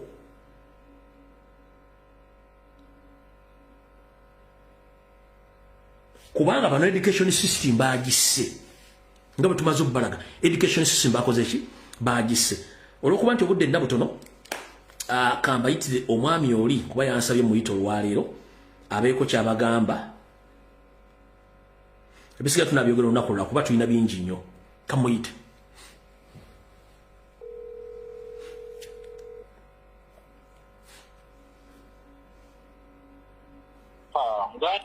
Sebo nkulamusizaako Sebo.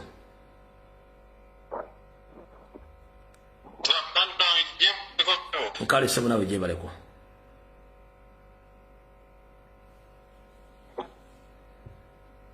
Owa edero oli ludda wa?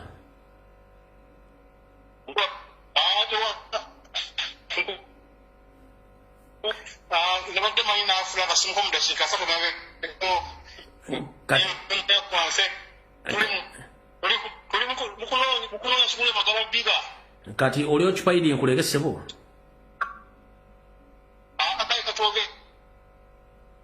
Netuwaka yebuukabuuka bantu bakuuli obuukabuuka Sebo?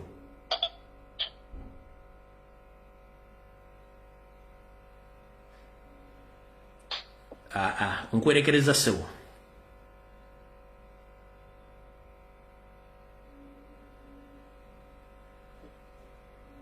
Omukulu netiwaka tejja mukuzi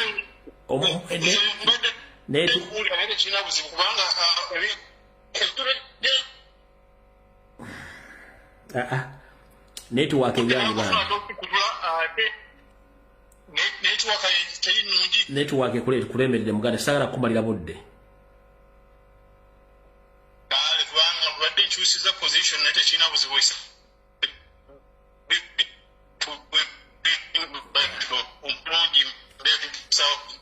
nja kuzolera muganda neme kumala budde wabatu batuuliriza naye ate nga azze nkuuliramu anti ffe tetukuulira obuukabuuka muganda wange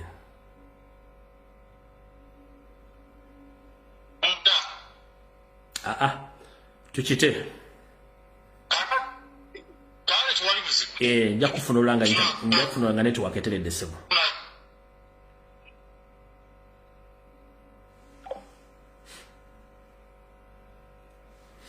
Omukulu netiwaka emuganye bulungi olwaleero kati katuddeko wali kuba kati saagala tubeere nnyo mu politics. Kati politics kansoke muteekeko essayidi kansoke mbakalakatireko eno kuki ku lw'ettaka ero munansonyiwa omukulu netiwaka emutima ye kansoke mmala obbakalakatirako eno ku sayidi one politics kati mutadde wali kansoke mmala obbakalakatirako eno essayidi yeeruwa eddakiika ziryaga 3 kansoke mmala obbakuvugira osooka ompulire bulungi nnyo. Kati mbalamusizaako bannayuganda ennaku z'omwezi ziri 4 ezakooka ku mwezi ogwokubiri mwaka 2026 kansumenti muli bulungi. Ngenda kusaba muzadde yenna gy'oli munnayuganda wali mu diaspora oba oli waka watugamba nti ensobo ekyusa amaaso wattunga n'envuba okyusa. Ensobo ekyusa amaaso wattunga n'envuba okola ki nga n'envuba okyusa. Mbadde mbanyonyera ku basajja abali mu gavumenti ya Museveni bagitambuza. Si Museveni yatambuza gavumenti, no, basajja abali mu gavumenti mu Ndoba n'Abaganda batambuza gavumenti. Museveni talina bwongo ne banete balina bwongo bwabwe badde bakola mbadde mbiraba byonna nga bifu babbi bafere batemu. Kyova na mu current situation right now tosobola kunga nti olina owawangudde obulungo okyakidnapping okyatto otadde amagye ku kkubo ng'ovaana okola statement kitegeeza nti bantu tebaasoma bayiga buyizi ne tebaasoma bayigira ku mulimu kana otovuddewo mu mbeera ya musobo ekyusa amaaso nga n'envuba okyusa. Kino njala kiddeyo ku bazadde mwenna oba osula mu Kampala oba osula mu bitundu ebiranye Kampala mu Uganda yonna nga saawuddemu muddemu buto mutegeka abaana bammwe muddemu buto mutegeka abaana bammwe. Abaana beetaaga okutegeka beetaaga okuteeka batya 1 ensinga bweri mulina ogisomesa abaana be bagitegeere nga bwe bagira basibu eri ensi eri birala mu kubeera ebirala kiri mu buyinza bwabwe okwelwanako bwe baterwanako buli kimu kigenda bayita mu ngalo. 1 muwulira nnyo nti stress ziri ku kye teziri ku kye kubanga baagala nakusomesa dde kino nti bannayuganda basinga obungi mu diaspora nga nange mwendi ekitundu ekimu kino nga batemyewo muto wano wakati ekitundu ekimu kiri Uganda ekimu kiri mu diaspora kati omulimbiri guba gwagabanyizzaamu emirundi ebiri. Kanabali Uganda basinga obungi yembeera gye bali lwakuba tebamanyi batya. Amaze okusoma anoonyeza omulimu gubuze n'agamba kanfune passport ngende e Bulaaya anoonyeza visa egaanye oyo ne kati obulamu bwe buli bapatitioningwamu emirundi ebiri. Okitegeera 1 nti abaana basinga obungi tembategese mu mbeera kugiyitamu. Omuntu yenna yali ayise mu mbeera enzibu si mwangu nnyo wakukonvinsinga nawakuggyako wini mu ngeri yonna. Era n'omuntu ayita mu mbeera embi n'afuna waali si mwangu wakubulya boozi bya kisiru. Era si kyankusanga muntu nga yayita mu mbeera nga yagiyitamu no mu social media ng'asinika erinnyo oba ng'ayogera emboozi zitakwatagana. Era bamulaba basinga okwomula ku social media be baba ne bayita ba Jaden, abaana yana abadde bakolidde ku biskuiti ku blue band byebyana, naye omuntu yayita mu mbeera nga yakuzibwa n'atuli n'ayisibwa omwana oyo asobola okweyimirizaawo. Goba document night shift economy Uganda esinga obungi abasinga ogikola batobi.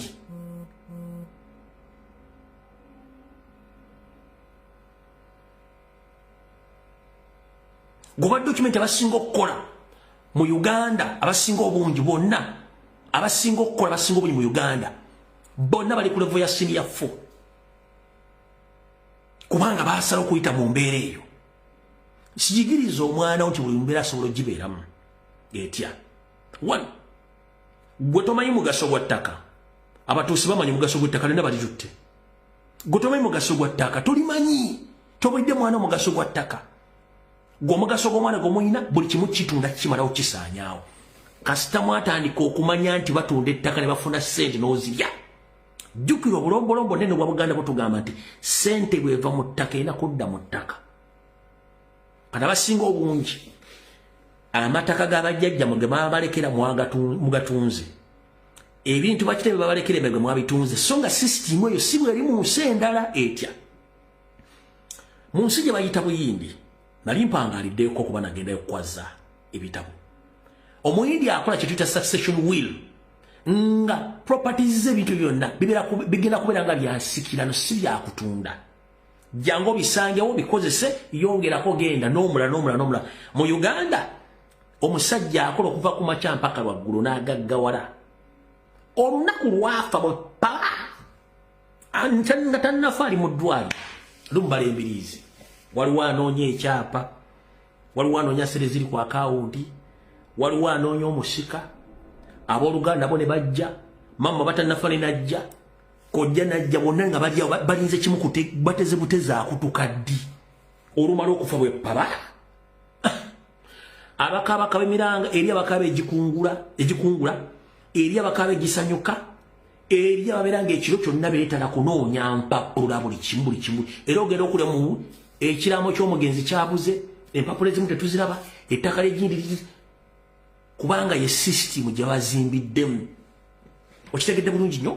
Kati Muganda njala kugamba zimba omwana ng'omugamba nti ebintu byenkoze bino byonna bigenda kubeera ntandikwa yammwe tikitundibwa.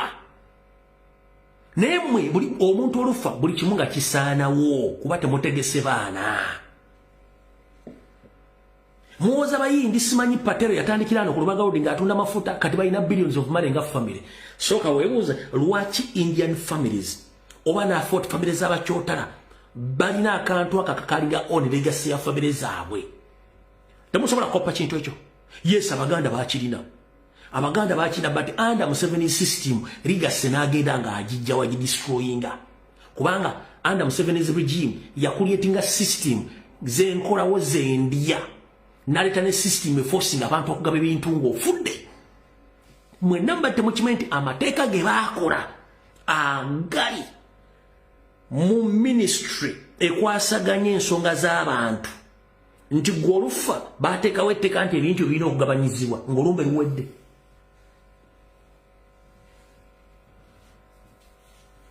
Nti ne family tebakyagiwa option ya kutuuza abaana baga nti bana ebintu bamuzadde. Mwenna temukimanyi muli wano mukanula maaso mukimanyi nti eryetteekawo eriri nti Museveni babaga etteeka nti omuntu olufa bwe paba olumala omwabiza olumbe ebintu ebinagabanyizibwa abaana be bonna mbukyenkanyi. Mulimanyi nti gyeriri. Njagala omuntu apandike na comment section nti abadde takimanyi oba akimanyi.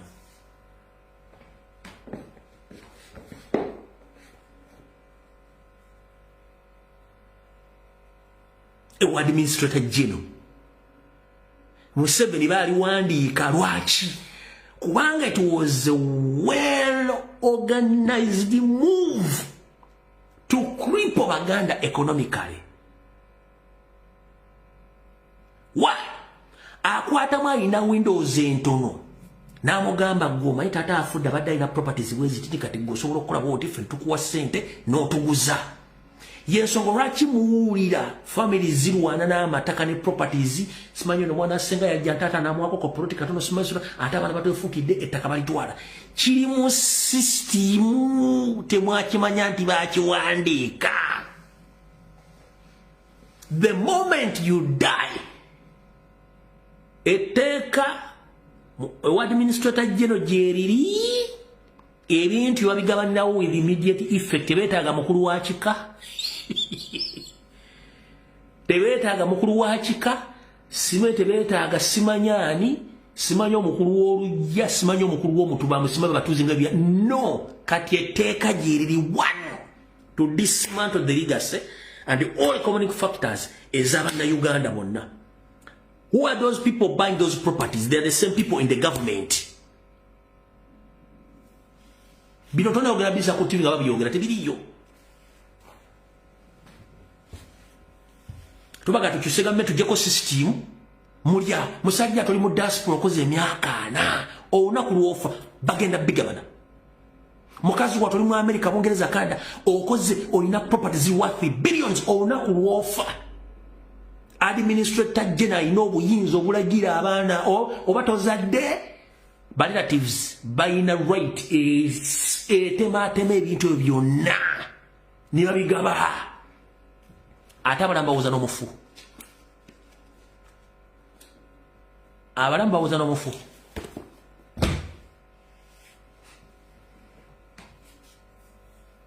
Omulamu awuza n'omufu.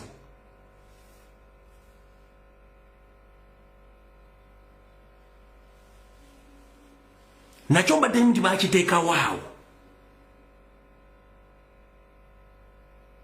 Nina ensonga nyingi nnyo lwaki nemedde mu struggle. Ndi bubi ne nina ensonga lwaki nemedde mu struggle. Bye bintu nga bino mumitategeera omuntu asobola kulabako mu ango nti regime erina okukyuka. Legacy z'abasajja Abaganda bonna abaali well off economically zonna Museveni azisse via those laws ziyateekawo. Omwana najja nongamba otusimanyi taata oludde okufanze omugabo gwe gumpe ng'okyali nkuwa ebintu nga nkyali mulamu kukunze. Nakugamba konti ze nagaba ne wa kitange oba nekintu kye nafuna.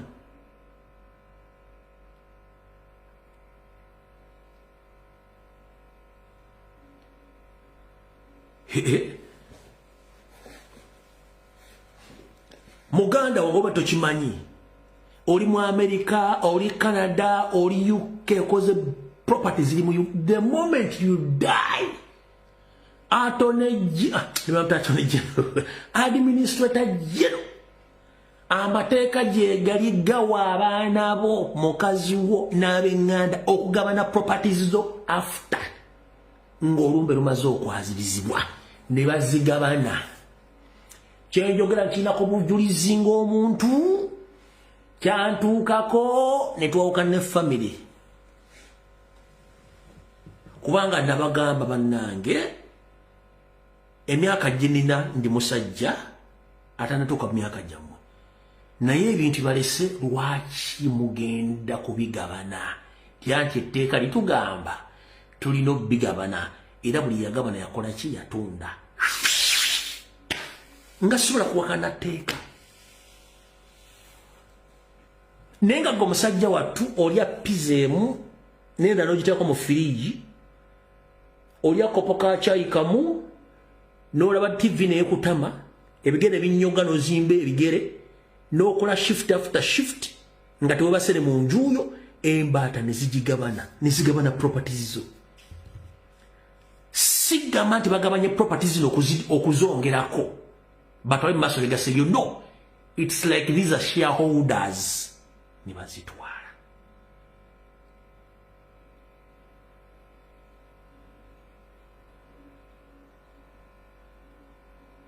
Kati kyali wange ali mu diaspora buli wakola $10,000 sooka olyekaaga lyakaaga genda ovunyule enkokoyo eri organic chips zo onyweka bia ogendeko mu ndongo onyenye bugali benjole ensavu gyobo sindike Kampala bagitetenkanye bonofa. It's up to them.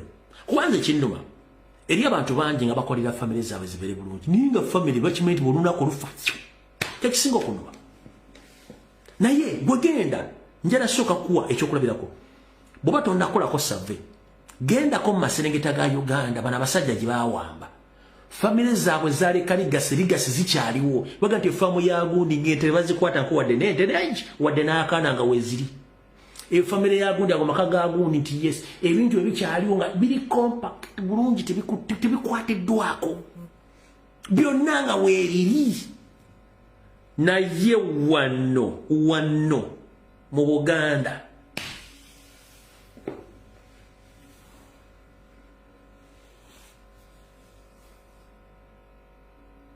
mwenateka mbadde manti ninge wonodebeka bakola comment section tibali manti jeriri jajja genda ku holiday lye sente zo abaana baliteme muli togeze noga mu nkolerera abaana bange buno bwe bayibo bukoli masima y'enkolerera abaana bange genda olye ku sente zo. Nkugamba kino kidde obuyimba obera ku social media okwo ne ku TV nsoma y'enkolerera abaana bange genda olye ku sente zo. Bofa amu tebajja na kulima bijja baga tetwabya na nyimbe nze ndi mulokole simayo ekidini tezikiza kulima bijja n'ozikirira mu nsiko n'omulosa nti enkuba ekuyita mu malana gandi nze ebyokulota nze muzeeyi sime yandosiza bisiyo yabadde sitaani eyakuzala esitaani nnyoko olira amaze emyaka 2 talima ku kijja kya kitaawe ali mu Bungereza abonaabona ekimutawanya kulima bijja ali mu Amerika azungu ekimutawanya kulima bijja yatunda ettaka n'adduka muzeeyi yali eryata abafu abatayifiira n'otunda property ye n'alyoka akutambulirako n'essire bazikubanga ne bazitwala. So kombuuza lwaki buli atunda ekintu ky'omufu takijja mukisa? Lwaki buli atunda ekintu ky'omufu takijja mukisa? Kubanga it's not their will. Tekwali kusalawo kwabwe. Njagala ombuulire bizinesi z'Abaganda okuva mu myaka gye 1962 bizinesi zonna Abaganda zibatandika family zaabwe bizinesi bakyaziddukanya. Mbulya business maker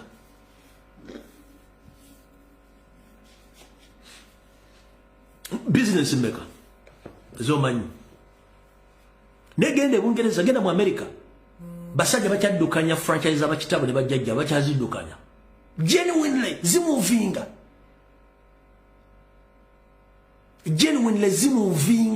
mbuli okuva mu 1962 Abaganda balina properties abalina business.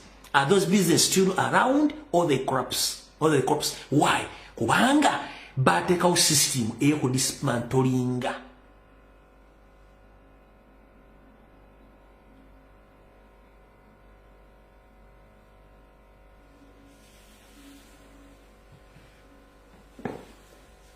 Kati Museveni azimbye empire.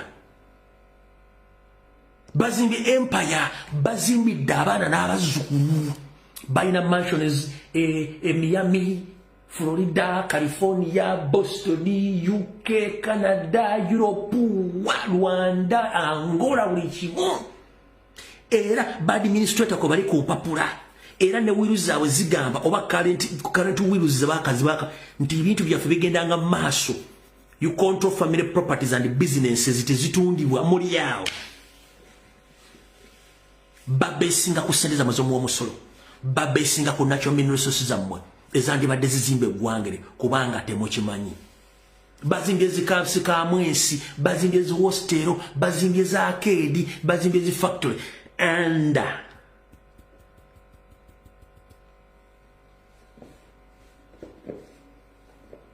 our economy. Bazimba legacy. Gwe legacy liruddawa. Mataka gonna mugatunze. Mugabaguzizza. Kujjako omuntu omwana gwe mmanyi kati mu Rwanda ani? Yes mu Rwanda. Mu Rwanda businesses zikyatambula. Mu Rwanda businesses zikyatambula bulungi nnyo. Business za mwana zikyatambula bulungi nnyo. Yeka bwenda currently bwenda bako wewenzo kuba liyo n'abalala ne mu Rwanda businesses zikyatambula asikadde bona. Abana babona. Ate n'ekizibu kisinga obungi. The moment osomesa omwana n'omu education nga tomuzimbye mental capacity ye ku natural thinking. Abaana babi nnyo. Abaana yamusomeseza n'afuna masters nenga naturally common sense tomuzimbe na kumu building oyo mwana mubi nnyo family ona agenda gisaanyaawo. Kubanga one abasigaddemu n'abalabira wansi obigere biwati. He doesn't care manyi yasoma. Bambala bugalubindi buno akateeka bwati. Nalyo kabatunira mwenda bwati nabakinni balaga nabandu bano. Bwati nabandu bano. Abo tembazimbye bwongo mumuzadde buzazi bane mbasomesa. Asobola okutunda buli kimu n'agenda n'agansi kati nze ngenze mu America n'alekanga atunze ligaseyo banne bonna abaana be yazalibwa nabo n'abalekanga bali dismantled. Ezentalo zona mu family tezizzeewo nti zibadde ziri menti okubeerawo no. Abasika abataateekebwateekebwa bulungi nnyo okukola obwa administration bulungi to administer others oba to administer others no. Olwokuba nti bamusomesa alina master alina PhD ye alowooza kimu nti buli muntu alina tegeranga ye. Kambagambe bino damu nze bulwenkola no video nga sitadde politics nga nzano muri yo life ogenda okulya point noted kituufu kyekiri waffe kyekiri luddawo kyekiri kubanga teri asobola bibagamba. Kati muzadde abaana mbalina muzimba abaana bamwe mbazze ku zimba omwana mugambe nti ekino bwe kiba kizoira kubeera bwoti kino kijja kirina kubeera bwoti aberenga ensaaji manyi mbala bwone mu comment section omusoma nentutte time nga bw'okuva nabagati politics muzadde mudizaako ebbali kati saazo katudde muri life mbala ogambazi neticha lwaki lero tukubye nnyo okubye ku mutwe byoyogera bituufu biri waffe mu family kubanga temusobola kwogera bintu bino nga Museveni kennyini akikola kimanyi nti bano abantu alina obbasaanyaawo. Jaliwa tewandibadde Dubai mu bed space kitawo yaleka emaali mismanagement nekutwala e Dubai. Mwanyinazi tewandigenze Saudi Arabia kitawo yakola mismanagement yekututte Saudi Arabia okuba ekyeri. Jaliwa tewandibadde mu America tewali muganda ali mwavu no. It wasn't very easy to find a poor Muganda. But right now, almost 70% of Baganda are very poor. Buli Muganda ekitonya ina acres 2-5 ba acre. Kati balina futi asatu kwata nezebagula. Why? Kiri mu system bakikola. Wantu bagenda muzira mu Canada kubere muzira gukutireyo. Family tata uya yina ali ategesi. But unfortunately, system nene iwe kintu kyonna. Oli mu Bungereza mwa kitamwe yakole mali ajagireka olwokuba nti abaana amowongo tebutegeera tebasobola ku administrating business z'abazadde na family. Omuntu yena tasobola ku managing family nga omuntu avuddewo mukulu omutte musiba mugwa mutte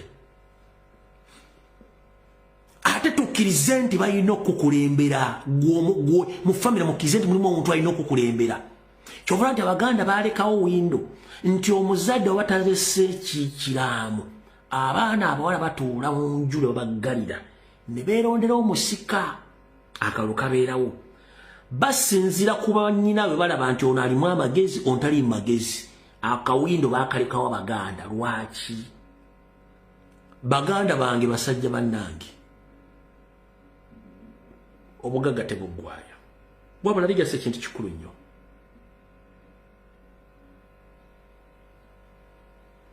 Fena tuli kubye bino kubanga sitwagala no mbeera yetu tuteetuleseeyo.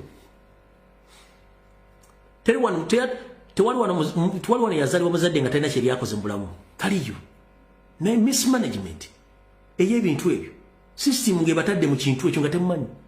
Mwena mbadde temumanyi nti etteeka lye liri baali baga bulungi nnyo nti gwe olufa enkeera ne bakwabiza olumbe administrator general awo obuyinza ebintu ebyo gavana with immediate effect mwanga bakyenkanyi eri etteeka lye liba temulimanyi kati taata nga okola shift after shift bagenda bigabana sente bagende baziryemu KFC bazikuwasemu abakazi bano bazikolemu agule mmotoka yenge ekiroto kye kya mmotoka natamanyi nti mmotoka osobola gifuluma mu bondi ne bagitomedaawo neeyiika embeera yebaletedde mwenna naye embeera yonna bumala ogikuŋŋaanya yonna ekuzzayo ku sisitimu enfu eya Nyanda Yosoferi gwagamba ndi politics takukwatako oli musiru emirundi busiru nkiddamu gwagamba nti politics takukwatako oli musiru emirundi busiru lwaki ensi yonna ngeri independent ebeera n'abakulembeze those are the leaders abakulembeze be bamanaginga ensimbi zammwe zonna ne bizinensi zammwe zonna ko bagereka emisolo be basoloza emisolo kebeera enzikiriza naye yina omukulembeze yamanye eddiini bwetambula kati oli tagamba nga ti politics tamukwata ku buli omu politics amukwatako as long as it munnansi ne bw'osirika obeera mu politics ne bw'oyogera obeera mu politics embeera embi yonna eri mu ggwanga ereetebwa politics neeba butabanko nga buzze mu ggwanga buleetebwa politics kebeera accident ng'egudde essa abantu evudde ku politics olw'ensonga enguudo nfu baana balina ozikola gavumenti ng'ofiiridde mu ddwala oxygen taliyo ani abadde alina omuteekawo minister of health egwa mu gavumenti omwana wa buliddwa omulimu kiki minister of labor ekola mulimu ki erina okukwatagana gavumenti okulietinga emirimu gavumenti bakubyeko ettaka judicial system eri mu kimu gavumenti bakuttidde omuntu olina kgenda mu mateeka ani afuga mateeka gavumenti ompulira bulungi nnyo ogenze Bulaayi ofunidde ebizibu ani alina okukimayo embassy yani eri under gavumenti passport ya nnyoko passport gyotambulirako ya nnyoko sente zoliko kuliko ekifaananyi kya nnyoko kya kitaawo kya bulazawo kya konyo kya mugandawo passport eriko Republic of Uganda sente ziriko the Republic of Uganda nekyapa kyolina kiriko the Republic of Uganda yofuzi tebyekwatako the moment olina ekintu kyona kiriko Republic of Uganda kitegeeza you are controlled and you are under politics mwebuza amagezi omusolo gw'osasula lisiti eriko ki Republic Uganda Revenue Authority ekitongole kisoloza omusolo ku lw'Abannayuganda ekya Uganda you are under politics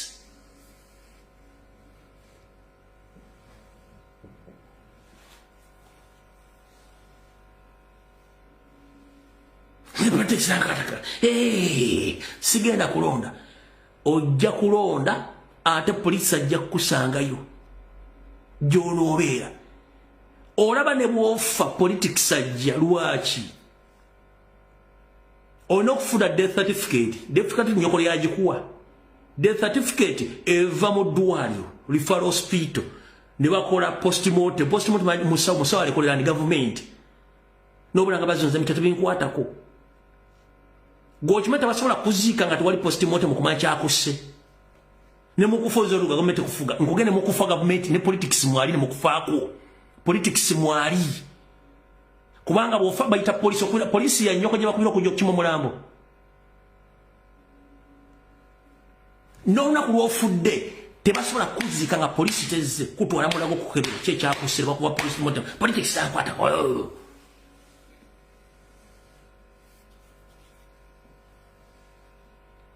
buli kimu kirimu politics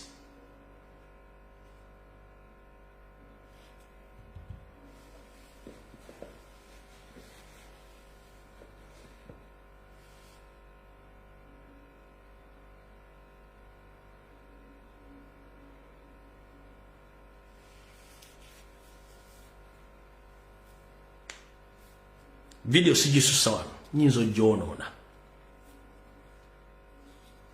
buli kimu kiri mu politics video nyinzo gyonoona sesokako wano mukaba mpina takumbira mpeera abanjagalire era wala mwononeka mwena batwali nanga atwaliremu nenze wendi kubanga ekyokukola kimanyi kurakatana n'ensi yakuma president kuba Kyagulanyi Ssentamu kuba bakomredi bonna abali mu kunyigizibwa abali makomera abali malwaliro abasigadde wabo okuumi na buli omu kuma baganda afa bali mu diaspora bonna gye bali abali obulungi n'abatali bulungi abali mu kubonaabona n'abatabonaabona bonna wabo okuumi tuyinza okukwatawukana mu ndowooza ebyobufuzi ne buli munnayuganda kikkakatako okuloza ku ggwanga lyo njala obbagaliza okubeerayo kulungi kulwakatana n'ensi yange mukama tuleke eriiso ly'oku Uganda buli munnayuganda waali omuwa essuubi n'okukkiriza kubanga olunaku lumu wataasa abaana ba Isirayiri bajja mu ggwanga Egypt n'obasaza ennyanja n'obayingiza eggwanga eryamu mubali kati mubeeyagalira bannayuganda abamu obawa obuyinza obawa obuyigiriza n'okutegeera nti eggwanga libakaatako okyuse endowooza bannayuganda bajje ku ndowooza egamba zirinda bwolwange tabamusiba emmere bajjukire nti buli mwokomera likulinze tewali muntu ali perfect akola buli kintu kyonna buli muntu omuzaala alina okukola ku nsobi entonotono naye taata tukusaba eggwanga Uganda litundemu mwena abasinga obungi abali mu byobufuzi naddala famire ya Museveni temuli bakitawe nga mulowooza ate ensi tekwemazaamu ewafiira omuzira tewaba wanene nnyo famire y'omugenzi Muhammad Minyaro Gaddafi eggwawo nga sukaali mu bawulo sugar nga niye yasimbye okuva Islam Gaddafi byamasasi bamuttirawo omulala ali mu kkomera Yemen tebagenda busa emyaka egyo n'egyobulamu kitegeeza buli muntu oli munene ku munno mwena muli ekintu kyekimu akusanga n'akulaga nti wakabinya ayina emmundu asobola okutta okusiba n'okukola buli kimu just bwongo butono omuntu ategeera ensonga ozikwata mpola tolekana nansi sigwa gitandikawo bantu bangi abadde mu nsi muno nga balina amanya n'obuyinza bakomekereza katubasomako byabyafyayo era babalambulako n'obalambulako nti yogola yali w'amaanyi nga tayogerwako oyo mukutta nga tayamukwatira nsawo akyatta oyo alina ssente nga tezirinaayina akyazirina abanene baafuuka abatono abatono baafuuka abanene ekitiisa omunene kigumya omutono nkiddamu ekitiisa omunene kigumya omutono ate n'omutono alina waagejjera n'afuuka omunene kasitaba nga yekkirizzaamu buli muntu beera n'okukkiriza nti buli kyosobola mu bulamu ojja kitya tandika ekintu kyosobola tobaako kintu kyotya ekizibu ky'Abafirika ffena tutya okutandika tandika bw'oba totandise teri agenda kutandikira mukama wa 10 takomera mpeera mweramu